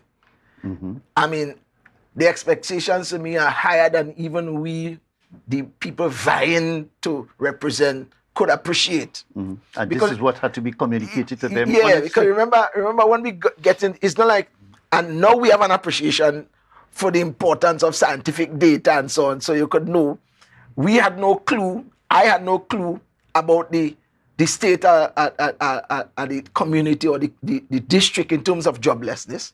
You know, I had no clue of what the social dynamic is. No evidence. You understand? Whether it's single parent households and the impact of that and those kinds of things. You have some general ideas. There are some things that are endemic to all the districts. So when I get into office now and then you have to deal with 100 plus and stuff of single parents, 90% of them mothers. And these mothers, out of that 90%, say 89% of this 90%, if you understand me, are mothers that have 3 children. Oh, at least. At least. And there is very little conversation about the fathers. I believe that conversation helps them to get to their objective. I do not believe that we have so much delinquent fathers in Tobago. I do not believe that at all. But if you come to present a case, because obviously I will ask, where's the father for these children? You understand? But suffice it to be so, you have all these people, 90% of them that come, and they want a job, of course, a early morning work. There is just so much of that is available. They will come to you and almost make you feel like you have jobs on a shelf and you just pick one and give them, you understand? And you have to manage that. You have to, I think that for me, I try to be honest with them. I try to be honest with them and try to explain to them what the situation is, you know, and you know, sometimes people will tell you, well, you know, they went by this one, because people will call me from all over Tobago, you understand? Because they figure, they say, you are pastor, you go help we, you are more heart, and these kinds of things people will say, you understand? And sometimes they even try to put you up against your colleagues with some of the things that you say, and you have to guard against that and guide the conversation. I can tell you that is very serious. Yes. You know, one of the things I do not accept at all, I'm very clear about it, that if you call me about some assistance in somewhere and tell me you call Pollard in settlements and Pollard don't like to talk and trying to brand him negative, I wouldn't have that at all. I wouldn't have that. I think that all of us are trying to do the work, and it doesn't help. You know, it doesn't help. We try and communicate and explain to people what we can do, and do that to the best of our ability. So, how you prioritize some of these things? You gave, for example, you gave a mention about single mothers. 90% of them may be single mothers, and you don't hear about the fathers. Yes. How you prioritize those needs or these expectations I mean, that people have? You have a system of doing that by visiting them? Have your team maybe collaborate with them and see how you could maybe some may need immediate attention or assistance. Others will be a kind of long-term or medium-term. I have interjection. The manager of the district office has his pulse on the community. You know, I mean, before I even came into the mix, these are people that he knows and that kind of thing. So he will advise me. You know, sometimes some people come to you and just from conversation with them, listening to the conversation, you make a decision there and then. But generally, the priorities are actioned dependent on the information that you have before you and so on. There are some people, sometimes you have about 6 priorities and you have to pick, you have to prioritize the priorities. You understand what I'm saying? What are some of those priorities? You want to mention just a few? Yes, well, you will have... Not mention any particular Right. You'll have people who, for instance, jobless, no food, and then when you see the place they're living in, it's a dilapidated place and so on. They have children who can't go to school. Those are things that you have to find a way to see what you could do. Those are some of the priorities that I think you have to. And you go as far out as you can. You try to get help where as much as you can and try to assist people and that is a part of the cut and floss of the work, really. So we have to do that. We also try and you have to provide those services not only within your district, but even for the women of Tobago, especially if it's a community-related issue. For example, a guy in Plymouth or Bethesda, amputated, 2 feet amputated, can't move around too much. His wife died some years ago, no pension. He make up those papers right or something, not getting disability grant again because he reached 60. And that kind of thing. How the community development unit can provide assistance for that kind of person. Yes. I mean, there are several. One of the challenges that sometimes we don't know about some of the incidents until they hit like news and social media. Oftentimes we are not the first. I mean, there are liaison officers that work, especially in the youth department and so on, doing some work in the community. Sometimes we don't pick up all the issues. But as long as we get the information, I mean, that's what the division is. It's about community development. And so we will find a way to assist people. You understand? And, we work oftentimes with the division of settlements who are responsible, their responsibility to try and provide low-cost housing and assist people with housing and that And kind then of what thing. you will do, a case like that I just mentioned, you will Yes. provide, I mean, the man live in a dilapidated place, Yes, yes. and so on. If the son can't go to school, the son Yes. can't get a transfer. He originally was living with his mother in Bell Garden, Mhm. and used to go to the school up there, Goodwood, and now he down with the father, and Yeah. can't even go to Well, school, but maybe- can't even get a transfer Yeah. to a school closer by. Boy, I Yeah. tell you, Well, when you go to social, when you go to one department and say, Yeah. why you ain't getting the pension, they say, well, you reach the age and we can't help you with that now. You have to apply for somebody else to help you with it. Make up your Well, thing for the pension, Yeah. old age pension, and that kind of thing. I mean, Well, I mean, I why can't- are we so heartless, Terence? no, but what I'm why saying your is that, I mean, communities I and can't- or public servants are so heartless Well, I can't. in some of these cases. It may be reckless to pronounce on the individual situation without me having all the information right now. But I mean, I will take whatever information I can get from you because you are knowledgeable of this particular matter, and then we will try and prosecute it accordingly and see what can be done. Right? I know that sometimes the system can be a villain to some, especially when you are in a bad situation. Yeah, right? boy. At the same time, you know, there are rules by which we operate, and you know, the law is for the law. Let's say, and that's what I'm saying, right? And sometimes I know we can't dispense with the rules. You understand? We have to find a way, though, within the confines of the rules, to provide the services that are needed. And I am sure that we can find flexibility once we are fully appraised of what the case is, because there is definitely the humanitarian component of the job. Obviously, you understand? obviously. So people are yes, so I on that note, I know that we will can assist. pay some attention to that.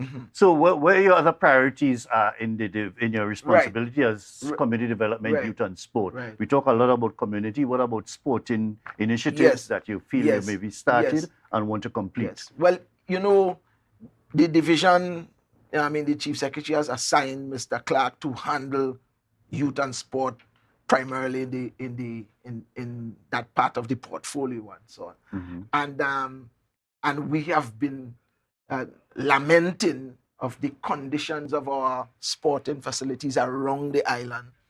And we feel that if we are able to optimize these, it will assist us in trying to treat with some of the delinquencies among young people that we have in the various communities. So one of the first things I think all should do, just from my observation and so on, we have workers or staff assigned to some of these sporting facilities and units. Yes, and but who is there is monitor that. them to There is that. ensure that they do proper work, Yeah, there or is at that. least they Yeah. work sometimes. Right, At there least is- they work. At least they work sometimes. Yes. Who is monitoring? Right. There are some deficiencies as it relates to these teams that are assigned to the various facilities, grounds and kind of stuff, and to do the work that they have been hired to do.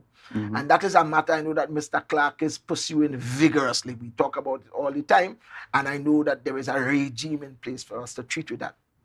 We, around the island, we have just passed an executive council note where we're going to have a system to treat with the physical facilities, to optimize all the facilities, whether it has to do with lighting, whether it has to do with fixes on the courts, the parameters, and those kinds of things. And also to give whatever support we can give to the various sporting organizations on the island. Individuals that show some promise and that kind of thing. Some of them, I know that we have helped in the last fiscal at least 3 individual sportsmen and women that had tremendous talent that needed some assistance to go for trials abroad and those kinds of things. So a lot of work is afoot to treat with the sporting infrastructure. Of course, the Black Rock sporting arena and so on, we still need to complete some work with terms of the lighting and that kind of stuff. You mean the beach facilities? The beach facilities and so on. And as Mr. Clark said in another place, that there has been expressed interest to host international tournaments in 2024, I believe. I think the ending of this month, they're hosting the chief secretary. Yeah. We're doing a thing. I told him, I said, listen, I go down. I mean, I am no footballer, but I will put on the clothes and look like one at least. You understand? And see, because we are, in the So and that I would like to see it.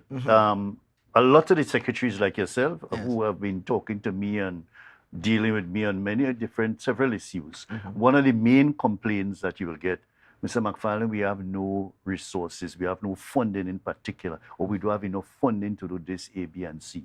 My approach to this thing is that, listen, you have football or sporting organizations or umbrella organizations who could apply to different entities, country and outside of the country, to get funding to do some of the things. Yes. You may not be able to do it as an assemblyman or a government. You could right. get international help to do different things, to develop a big facility and so on. But in terms of maintaining some of these facilities, you can say, well, listen, have an arrangement with some of the umbrella organizations, although some of the umbrella organizations themselves in a kind of situation of disarray. But sometimes look at what some of these little groups have and produce. They look at what athletes and so on come from Tobago with the little resources from themselves, and their parents and so on, capitalize on that and make them more resourceful so that some of the pressure will come off of the the division. Doing the particular thing. I mean, the division, like I said, there are facilities to assist sporting groups and individuals. We just... And you have to be careful that the funding you give to these play is well accounted of for. Course, and not going in people's pocket. And they're well so structured and organized that they have an account and not keeping money in a check below bed and all kind of stupidness. And the Lalon Gordon Foundation Sports Fund, that also has been reactivated to also be a kind of support for sporting organizations as well. I can say without contradiction that these matters that we're ventilating here now are matters that Mr. Clark has on his mind as front burner issues, because we have had several conversations about these matters. And I am sufficiently encouraged and convinced that he has started to have the infrastructure in place to treat with some of these problems as it relates to the management, as it relates to the usage of the facilities and all these kind of things. Everything sport, I am confident that Mr. Clark is on top of all of that. And of course, as we talk about youth and so on, we have some infrastructural things we're doing with to give assistance to the youth movements in and across the island. We have these Y zones that we had set up as a safe space and a good space for youths to come and get connectivity and engage in work, academics and that kind of thing. But with COVID, a lot of these spaces became dilapidated for lack of use and that kind of thing. So we started renovating these spaces. The Chief Secretary has been saying, and I guess we are moving towards that, where we could have Wi-Fi across the entire island. And that is something that I believe will enhance what we're trying to do with young people as well. Especially using that technology. Sure. We launched at the division what we call Spark. It is a platform for registration and interface of youth groups, FBOs, NGOs, and so on. A space where you can get all the information. You have your own access. It has all the security protocols and everything. You get to register your group. You get to find out what's happening. You get to find out what kind of services the THA is providing, all these kinds of things. So it's all like a one-stop shop for youth and youth activity. We have that platform. Before we go, we have to talk about two other things. First is there's some talk about missing lights at Susuland. Some people even saying they were stolen. And they don't show by who, and a lot of names has been calling with respect to those lights. What is the position with that? Well, as you know, that was one of my, shall I say, the main project during the 6-6 time, the 6-6 time, and of course it was a campaign promise, especially by the residents that live in the immediate vicinity of the park, and. So it was a dark park or something. Yeah, the park. Yeah, and you tried to light it or something. Yes. And how the lights disappear? You had no responsibility for that. No, well, what I started getting people to donate a light, you know. I mean, I did 2 lights. I got, you know, some people, and the park, we put 8 lights in the park. They were solar-driven lights and so on. They were not bright to be offensive in the night, but just keep the place lighted and so on. And I noticed that one of the lights went missing, right? I called the supplier. They had to take down the whole pole to get the light? Well, I'm not sure, possibly because of how the light is installed. And by the way, those lights were installed by your initiative and had nothing to do with government or community development Remember, funding. we were not in government at the time. Yeah, that's right. That was during the 6-6 time. So then I went and I noticed 2 gone, and then 3 gone, and then eventually 7 lights gone, right? 7 of the lights. Somebody took down the lights, and I don't know what they did with it. You understand? But it is clear. I mean, the only light that is remaining is one that is right in the front, and that is the brightest part of the place. So it is very possible anybody tampering with, you might see them. You understand? But the point is, I just cannot understand why somebody will do something like that. I don't understand it. I don't understand it to this day. And so the lights, you know, I'm thinking that we'll have to reinstall lights, and perhaps we will need to put some kind of cameras or something to try and treat. Anyway, so let's get him back the lights? Well, you're putting it back? That was my initiative, so I would like to reinstall the lights and so on. It's a nice, beautiful little park, you know. It's a nice area to go and relax and so on. You need to have a little more seats and things, you know. What about other grants to other communities and so on? Anybody benefit from any grants from your division anytime real soon? Any community, any youth group or anything like that? We launched the faith-based organization early on, and the Tobago Faith-Based Council, and that is designed to give support to all faith-based organizations on the island. I have always contended that when it is time for politicking and all that, that faith-based organizations are engaged, you know, by the various political aspirants and, you know, and so on. And then the election takes place, and when the election is done, seems to me that the faith-based people are the only people that do have a seat at the table, meaning that the issues and the matters for them to continue doing their work seem to not have any formal representation.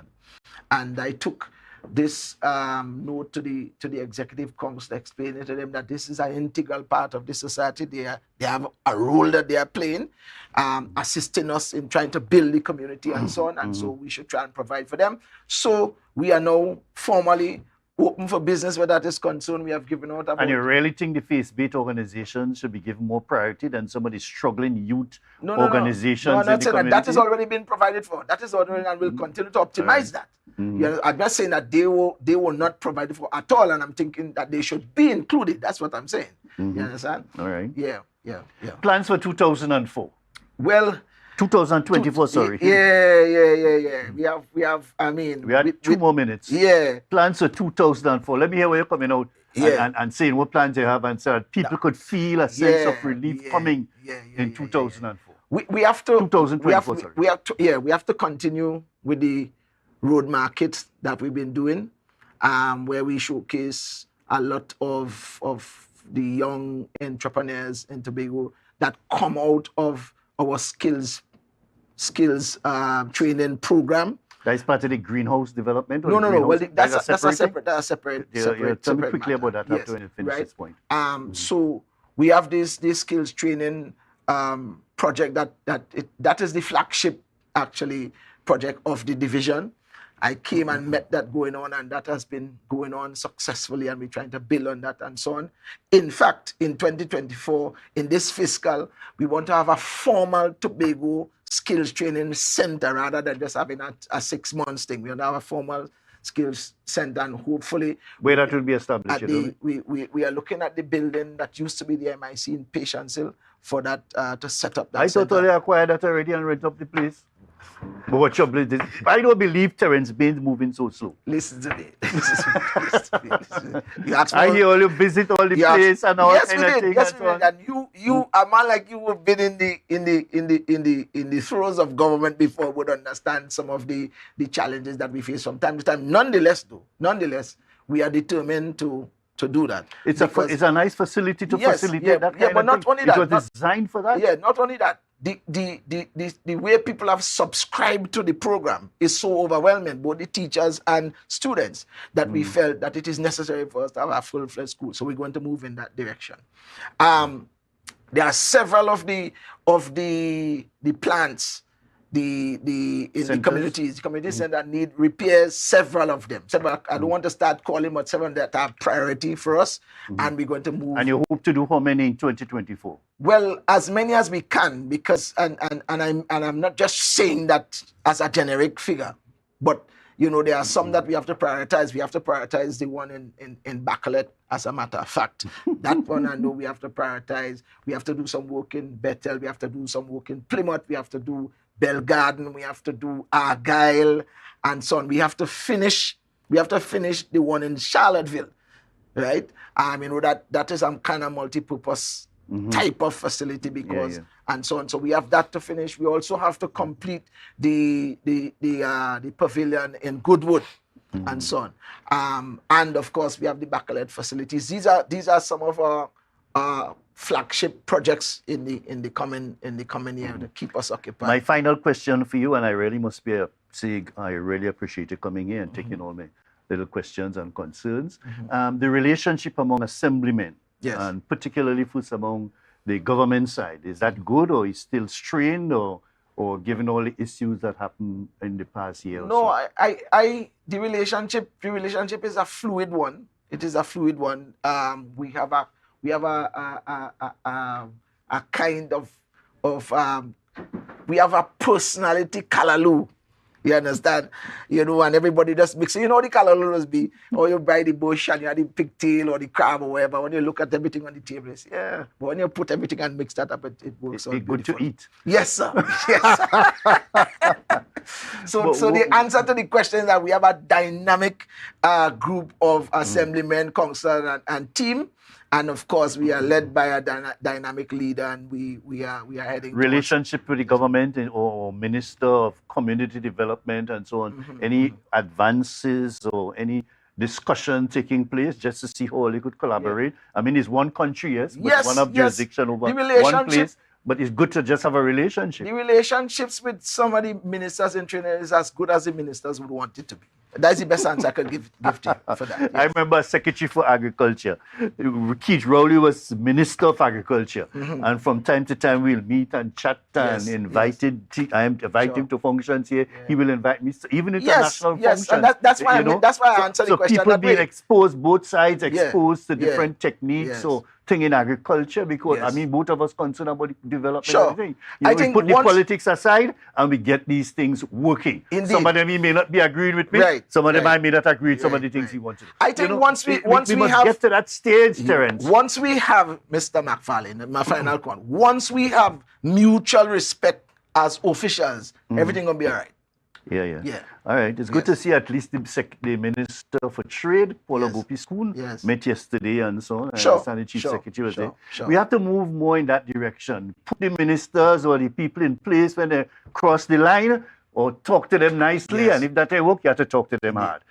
But at least show some respect and let me behave. You make mention a while ago about human beings and humanitarian approach to different things. That is what we have to aim towards. We live in this nice little place. Agreed. We try to make it even better in spite of the challenges and in spite of what does make the excuse for lack of finance. If we do more work, no, but that's not an excuse. That's not an excuse. That's not an excuse. That is a fact. That's a fact, yes, but I'm saying regardless of how much... that is an excuse is not correct. It is a fact. Yes, you have limited excuse, and that has been going on with every single administration since I know the Assembly, and I was there since the start. We always have the issue of finance. And I'm saying you have to find a way to look beyond, not just to the government in Trinidad for finance. But that is exactly what this administration is doing. So we are saying, yes, we acknowledge the fact that we have finance issues, but we are going to continue to work, which is what we are doing. And not just work, Yeah. work studiously, committed to do the work, work not for half hour a day, not going around selling pies and thing and going back to your office at 10 o'clock and all them kind of things. People have to be changed, the public service have to be changed, and you as assembly people have to marshal the resources, particularly human resources, I agree to with do you. much better. I agree with you, and I am sure if you had the scientific data before you, it will say that there is evidence that we've been doing that. Yes, yes. I'd like to mention a particular, there's a chief secretary of our office, they call it what? Pension and leave or section like that, you know. That used to get real problems and things in the past where people get a pension and so on. They have some new initiative and new approaches to getting things done.